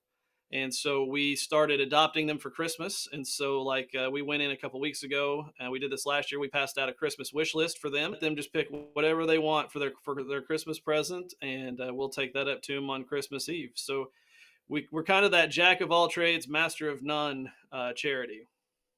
So you have a lot of services that you're providing, and those that are considering donating to Cans Can, what do you plan on using the funds for? Is it going to service any of the projects you have? Is there something specific? Yeah, so just to go back to the name, we're not a food pantry. We get that a lot. That was old branding that just kind of stuck. We used to get a lot of our funding through recycling, and then it was really gross. And I was the only one picking up cans. And so we kind of diversified that. The branding stuck.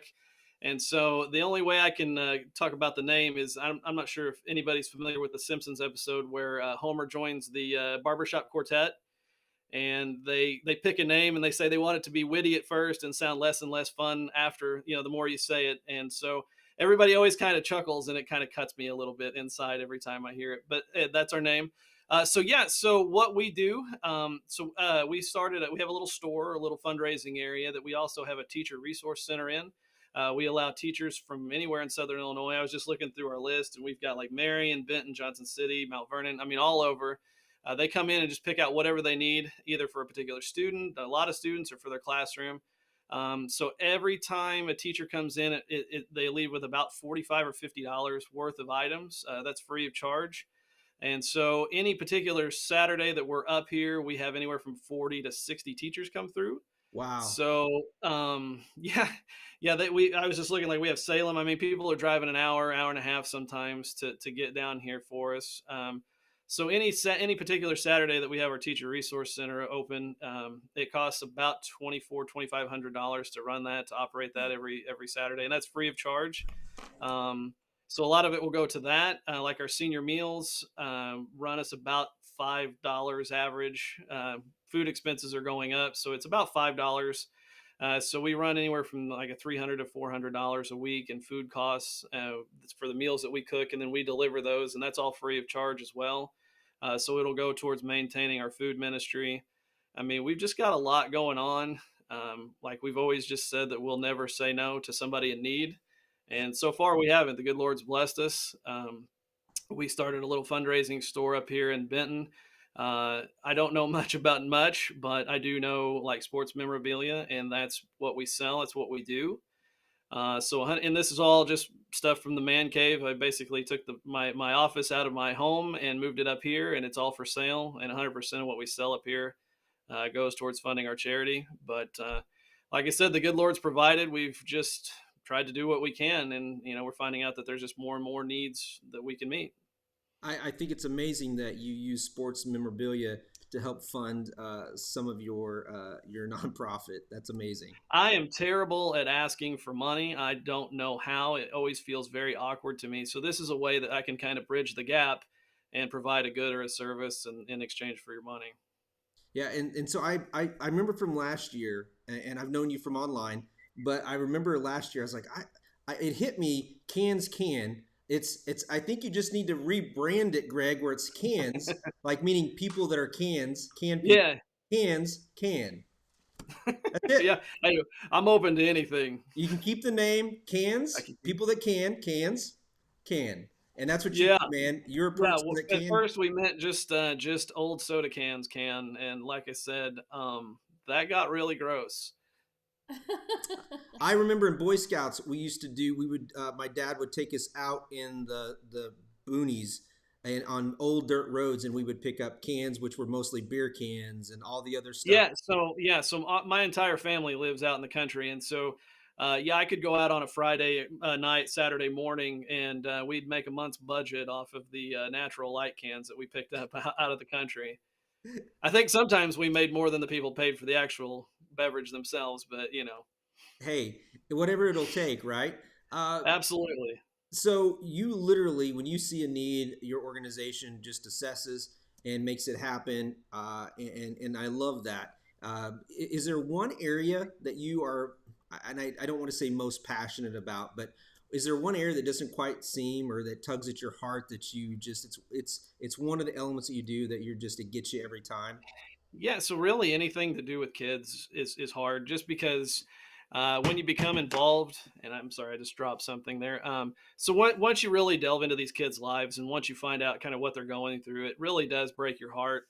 And, we operate through teachers and social workers. And so we get a pretty good feel from them what the needs are. But just that a kid needs like shoelaces. I mean, some kids are like, hey, they're wearing shoes without shoelaces, or just dirty clothes or torn up clothes or whatever the parents can find, and that's no fault to them. They're doing the best that they can. But once you really delve into these kids' lives and see, sometimes all you see is the surface, and it's the kid that maybe smells or they're unruly in class, but there's reasons behind that. And once you really get involved in these kids' lives and see why uh, things are the way they are, it really does break your heart. And so that's like one of the things that we really like to do, excuse me, is when we start providing things for these kids, we want to get them something new. Their chances are they've never had a pair of Nike tennis shoes, and the least that we can do for them is provide a name brand pair of tennis shoes or a new pair of jeans. So they're less different than their peers in one way. If and again, like, it's getting longer and longer ago, but when you're in middle school, shoes are a big thing, or a coat or a hoodie. That's a status symbol, and we want those kids to have what their peers do. So we want them to have something that they're proud of and then they can take care of, because like I said, chances are they may have never had that before. So like I said, when you get in with those kids and you really hear some heartbreaking stories about the things that they've gone through and they've lived through, just that they're still here and trying their hardest to get through school or to provide a meal for their sibling, like I said, it's really tough. Greg, it's one of my favorite stories, and it's not a great story, but one of my favorite stories to tell. When I taught in Heron, I taught in Heron for 6 years, and one of my fellow teachers, Brian Burgess, who was in the special education program, we had to take one of his students home, and she was not able to go home with him alone, so he asked if I would go, and I was a fairly new teacher. And she lived in a community close by Heron, and we walked in, and I'm dropping off, and she opens the door, and there's no floor. It was just dirt, and then there's kitchen, and it hit me, and I almost said something, and my buddy Brian had looked over at me, and ever since then, I went back to my classroom, and I realized that homework and some of the things that I'm wanting and asking them to do, I had no concept of what they were going home to. Much like you, when you take the time to slow down and you understand where people are coming from, and it does take time, and it takes you going out of your comfort zone. But once you realize that, it does change you, and it does give you a different perspective. And I will tell you that changed how I taught from that day forward.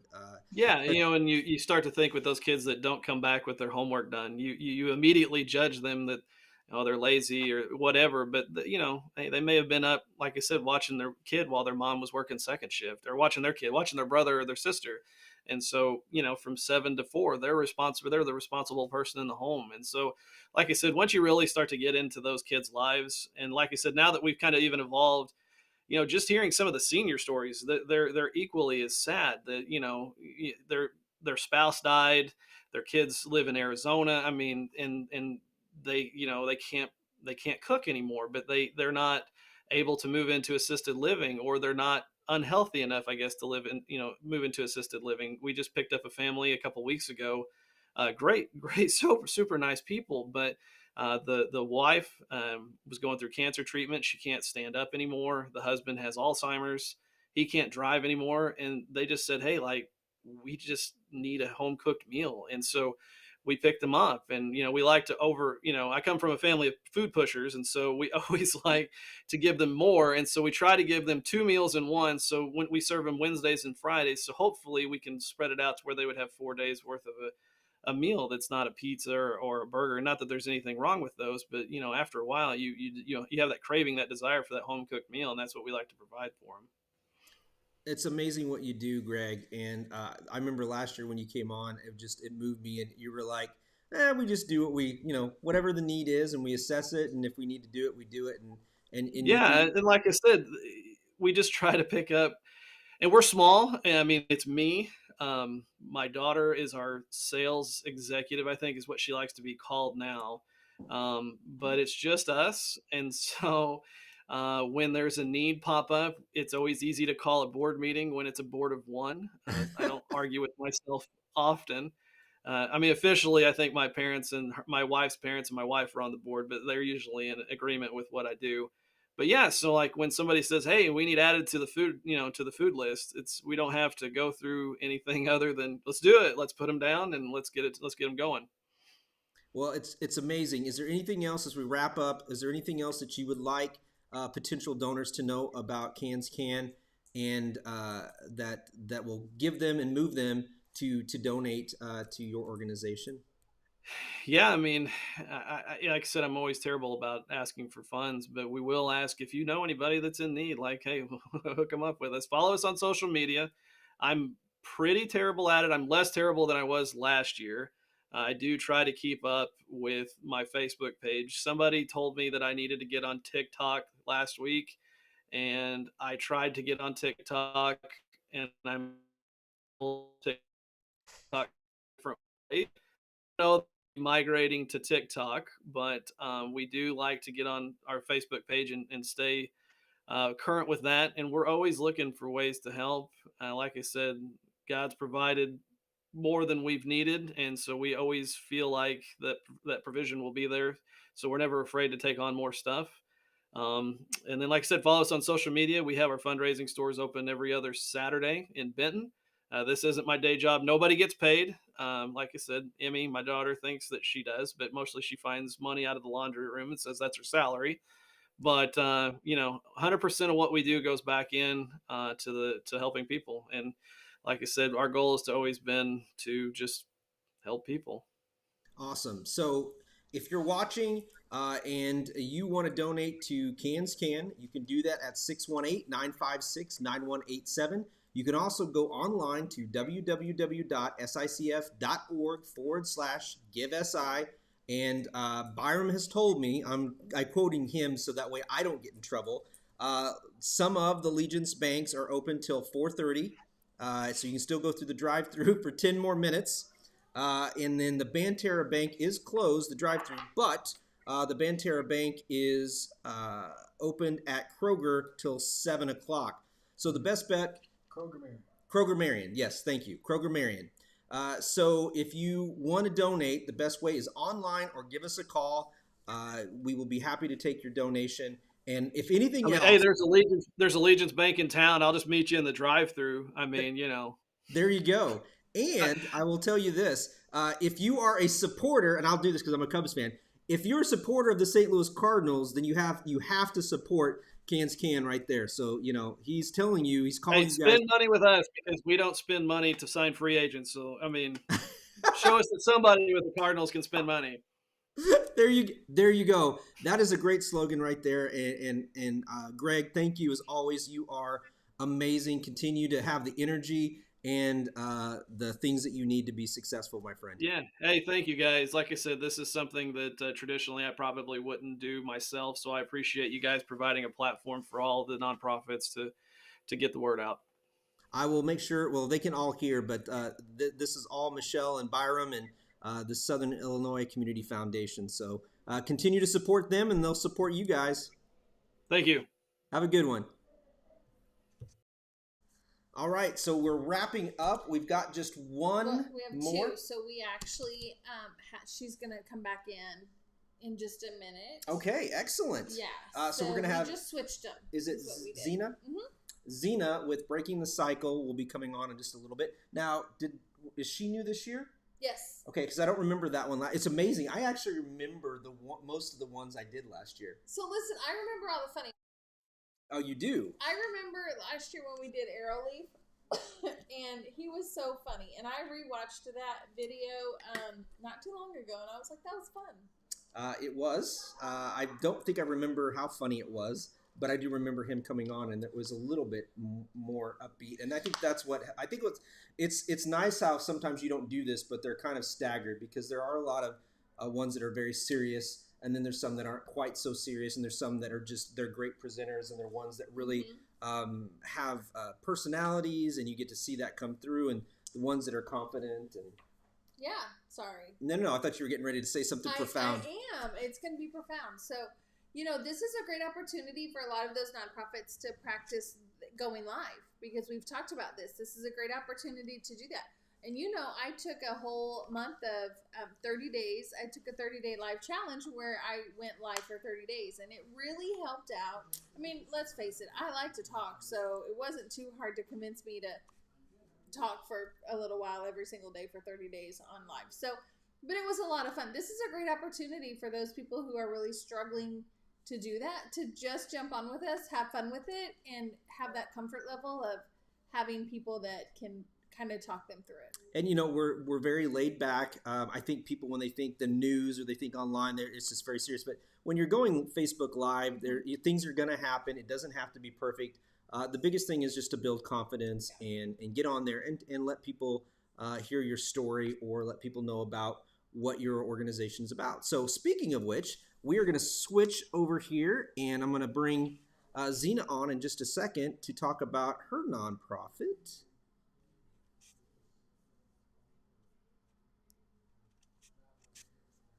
And there is Zena. Let me adjust my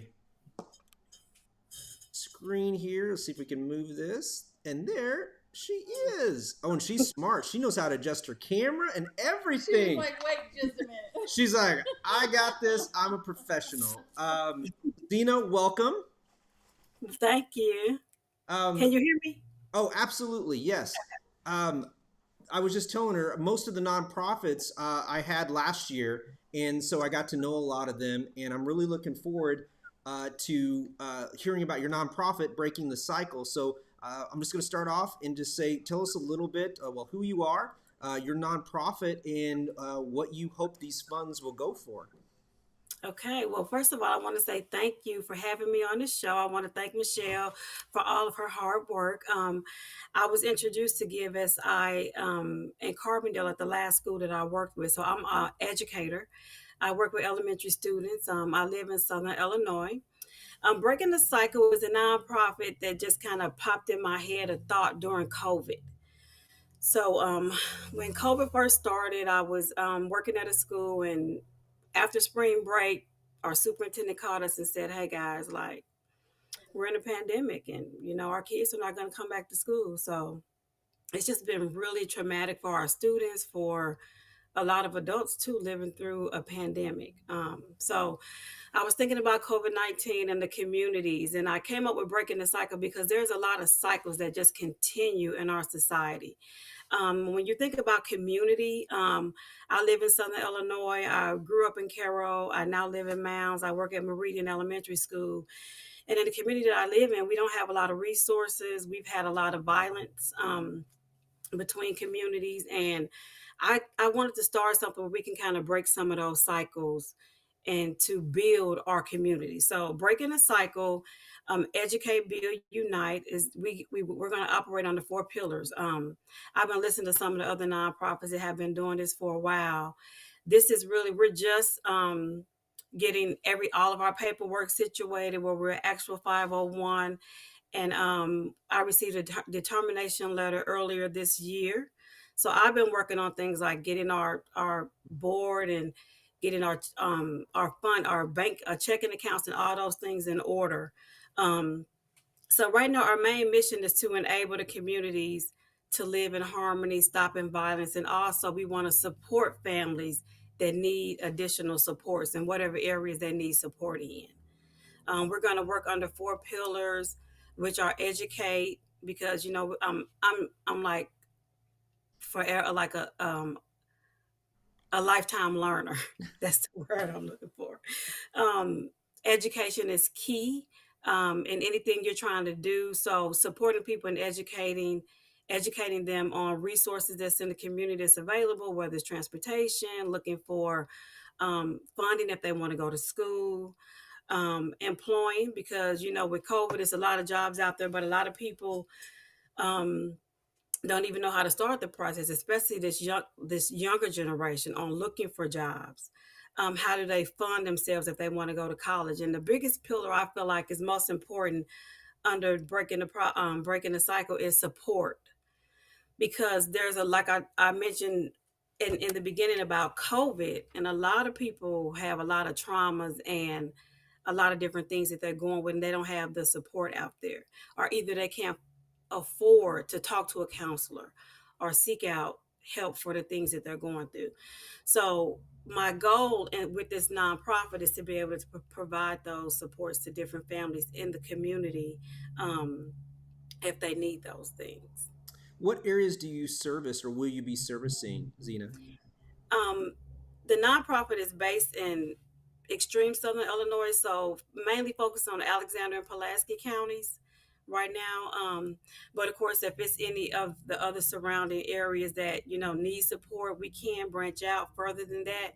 But that is our initial goal: is to support Alexander and Pulaski counties.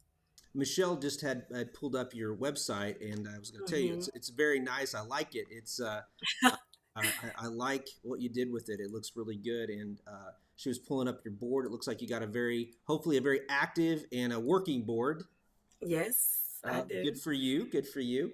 And speaking of my board members, I have people who are well versed in different areas. So like under support, I have somebody who has a master's degree in counseling, whether it's abuse counseling, drug abuse counseling. And then I have an administrator, and she's versed in writing grants. So we're just starting that process with trying to write grants.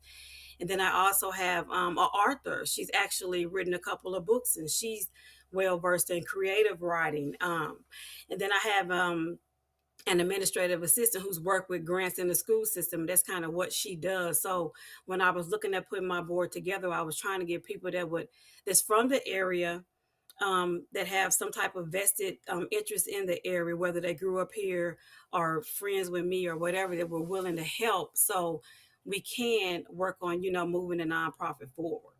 You got the golden egg on your board, right? Do you know how many boards that do not have grant writers? You're a very lucky woman to have some grant writing experience on your board. Yeah, that is. I mean, so we've been actually seeking some grants, because our ultimate goal was to build a community center where children can have some things to do after school, whether it's homework help or whatever, but just have a place where people in the community have a solid a foundation where they can do different things or host events if they need, because we don't have anything like that in our area. So the people that are watching or listening or learning just a little bit about your nonprofit, Breaking the Cycle, where will the funds go to if they donate today? Okay, so the funds, if they donate today, we are going to sponsor a giving tree. And like I said, I work at an elementary school, and we do see a lot of students. I was in a meeting today, and we have some students that really have some needs, whether it's clothes. Some families need food for the holidays. We've been different churches, and even the church that I attend gave out food for the holidays, and people have been very appreciative of just the help that they can get, and focusing on families who have children who might need extra money with the holidays coming up, and they're going to be out of school for a couple of weeks to assist with food. So we want to do a giving tree And whatever needs that people have, we're going to put it on our website, and then we're going to choose as many families as we can to support the families in some of the things that they need. That's awesome. Zena, thank you so much. I wish you and Breaking the Cycle the best of success today. Continue. We still got some hours left, so keep pushing out there, and hopefully we can do on our part to kind of get it out there and get you some more money raised. So best of luck, and it was nice meeting and learning, and I will hopefully see you again next year. You'll be a part of this, I hope. Okay, yes, most definitely. Thank you so much for having me. Thank you. Okay. If you want to support Breaking the Cycle, you can go on your rotary phone or your dial-up or whatever you have. I have to speak in terms that Byram understands. But if you would like to call, you can do that at 618-956-9187. If you can't do that, right now you can also go to www.sicf.org/GiveSI. All the hip, cool kids like Michelle are going there to make their donations today. And 4:30, so we're done at Legence Bank, correct? Okay. And now the only place you can bombard is Banterra Bank, Kroger in Marion. So that will be until 7 o'clock. So feel free to just bombard the Marion Kroger and make some massive donations there. Next up, we have Betty with the Perry Jackson Child Advocacy. I'm going to bring her on in just a second. I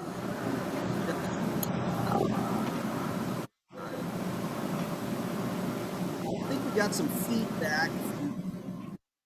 There we go. I think that's a blur. Betty, can you hear us? Yeah. Oh, we got you. Excellent.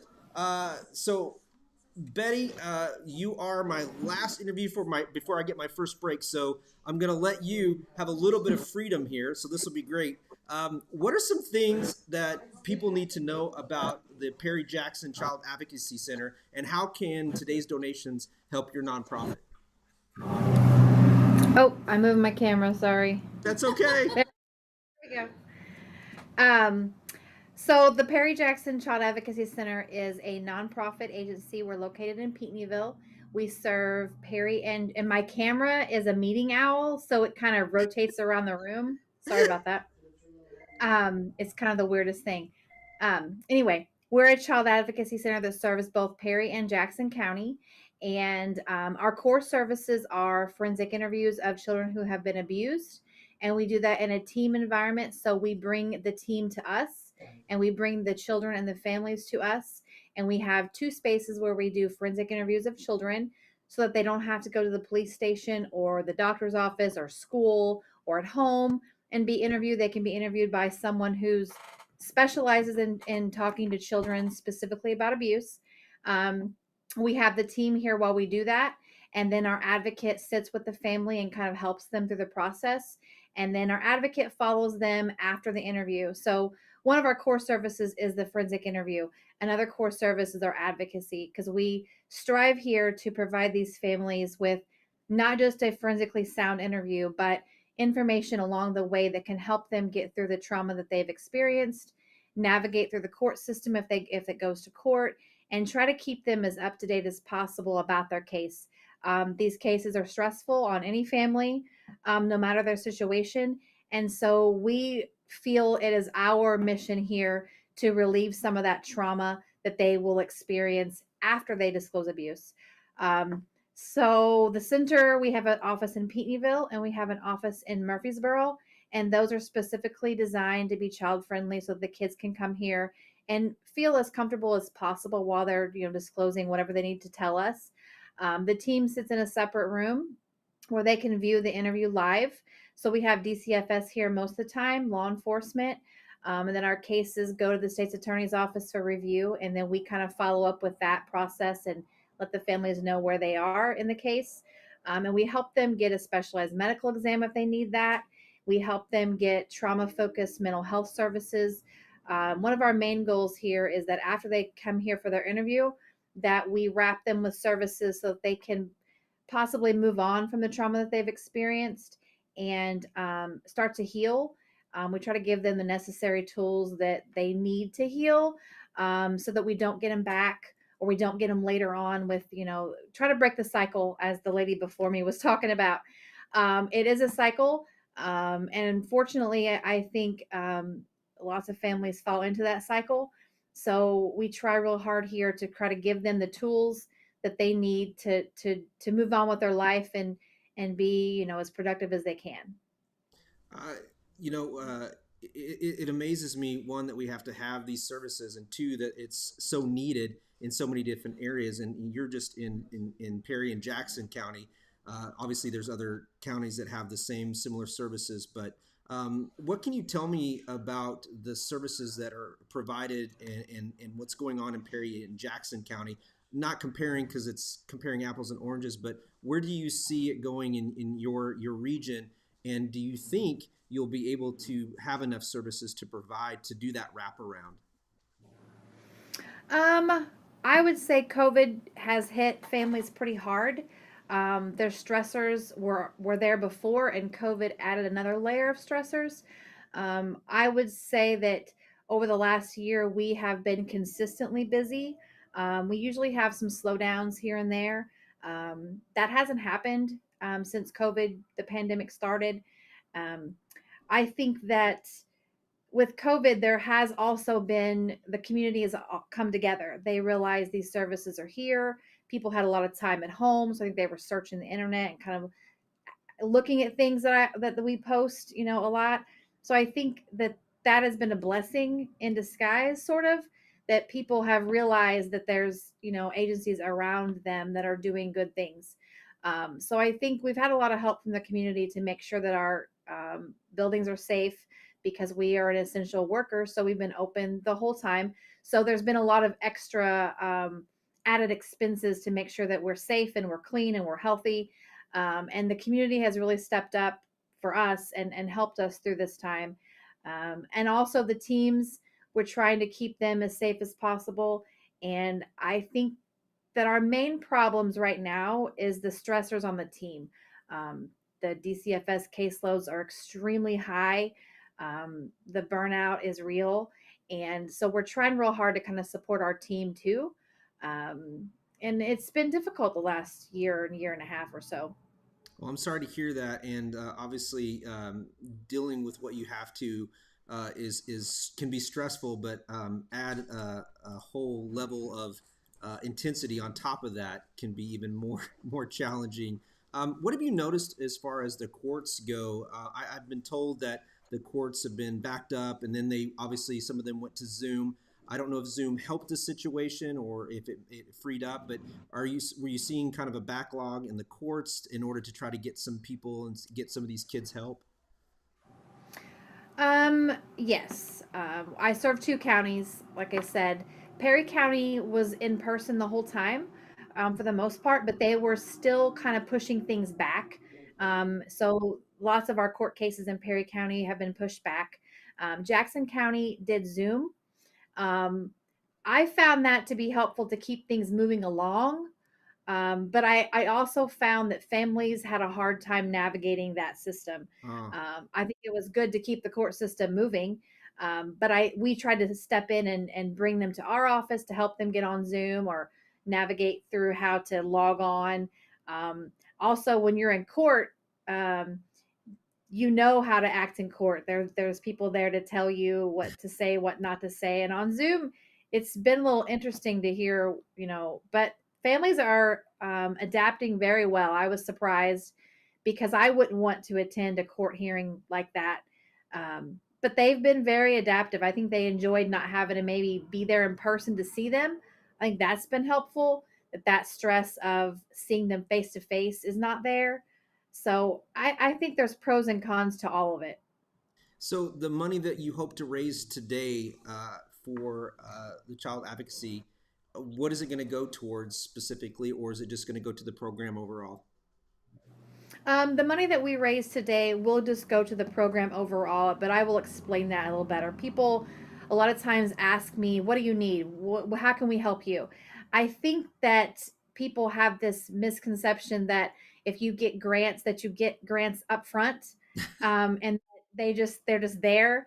And unfortunately, with the state that we live in, and with COVID, Nonprofits struggle. Even if you're getting a ton of grants, you still have to have that money up front to pay your staff, to pay your bills, because grants for the most part are reimbursable.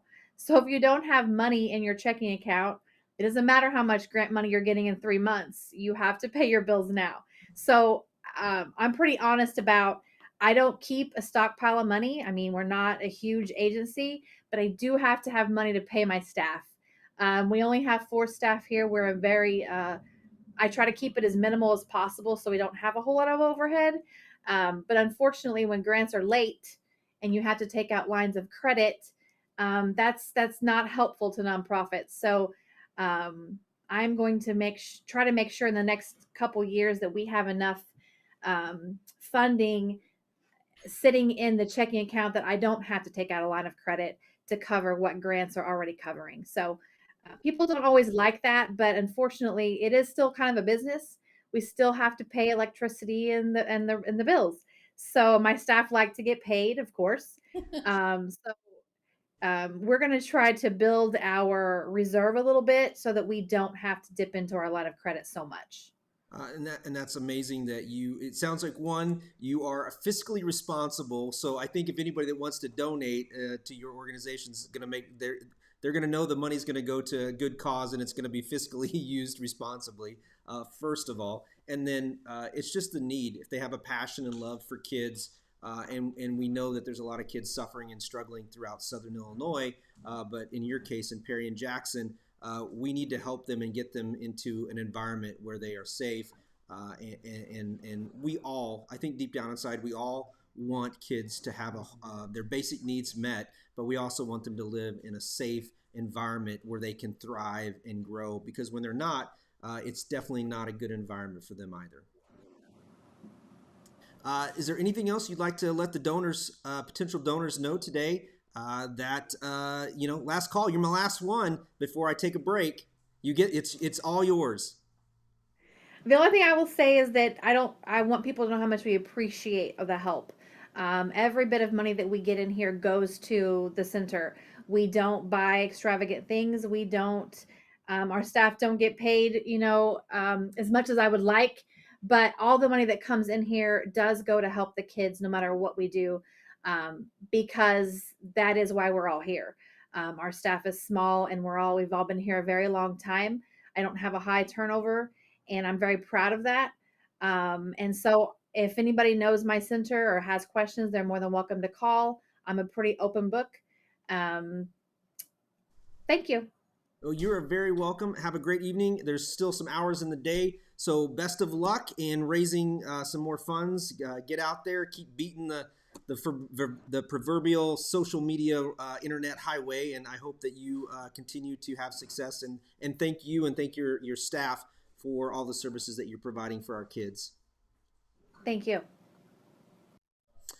If the Perry Jackson Child Advocacy Center is connected with you and you live in that area, or you just want to help navigate that area and help them kind of help students and help the kids in there, then please, by all means, consider reaching out to them and donating tonight. We're going to be taking a break here in just a little bit, and then I'll come back around, I think it is around 5:30. We'll have about a 45-minute break, and we'll come back and we will probably finish off the rest of the amazing nonprofits that we have coming in this evening. And so there's more to come.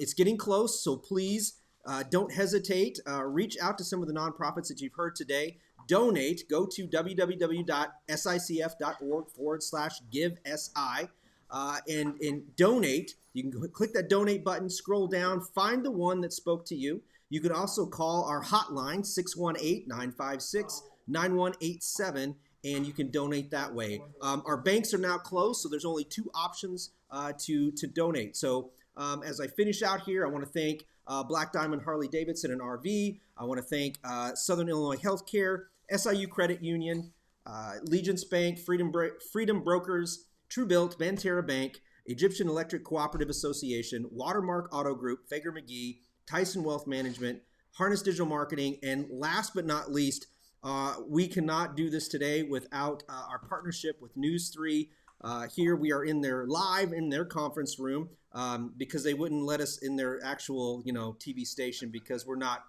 big enough yet for that, people. We're just we're small time. But as you are watching this feed or you're on the TV tonight, the only channel that you should be on tonight is Channel 3. They have been running ads, and we have all these promos and highlighting all these nonprofits. They've done a great job. So please continue to support all these amazing businesses, and we will be back at, it looks like 5:30. Thank you.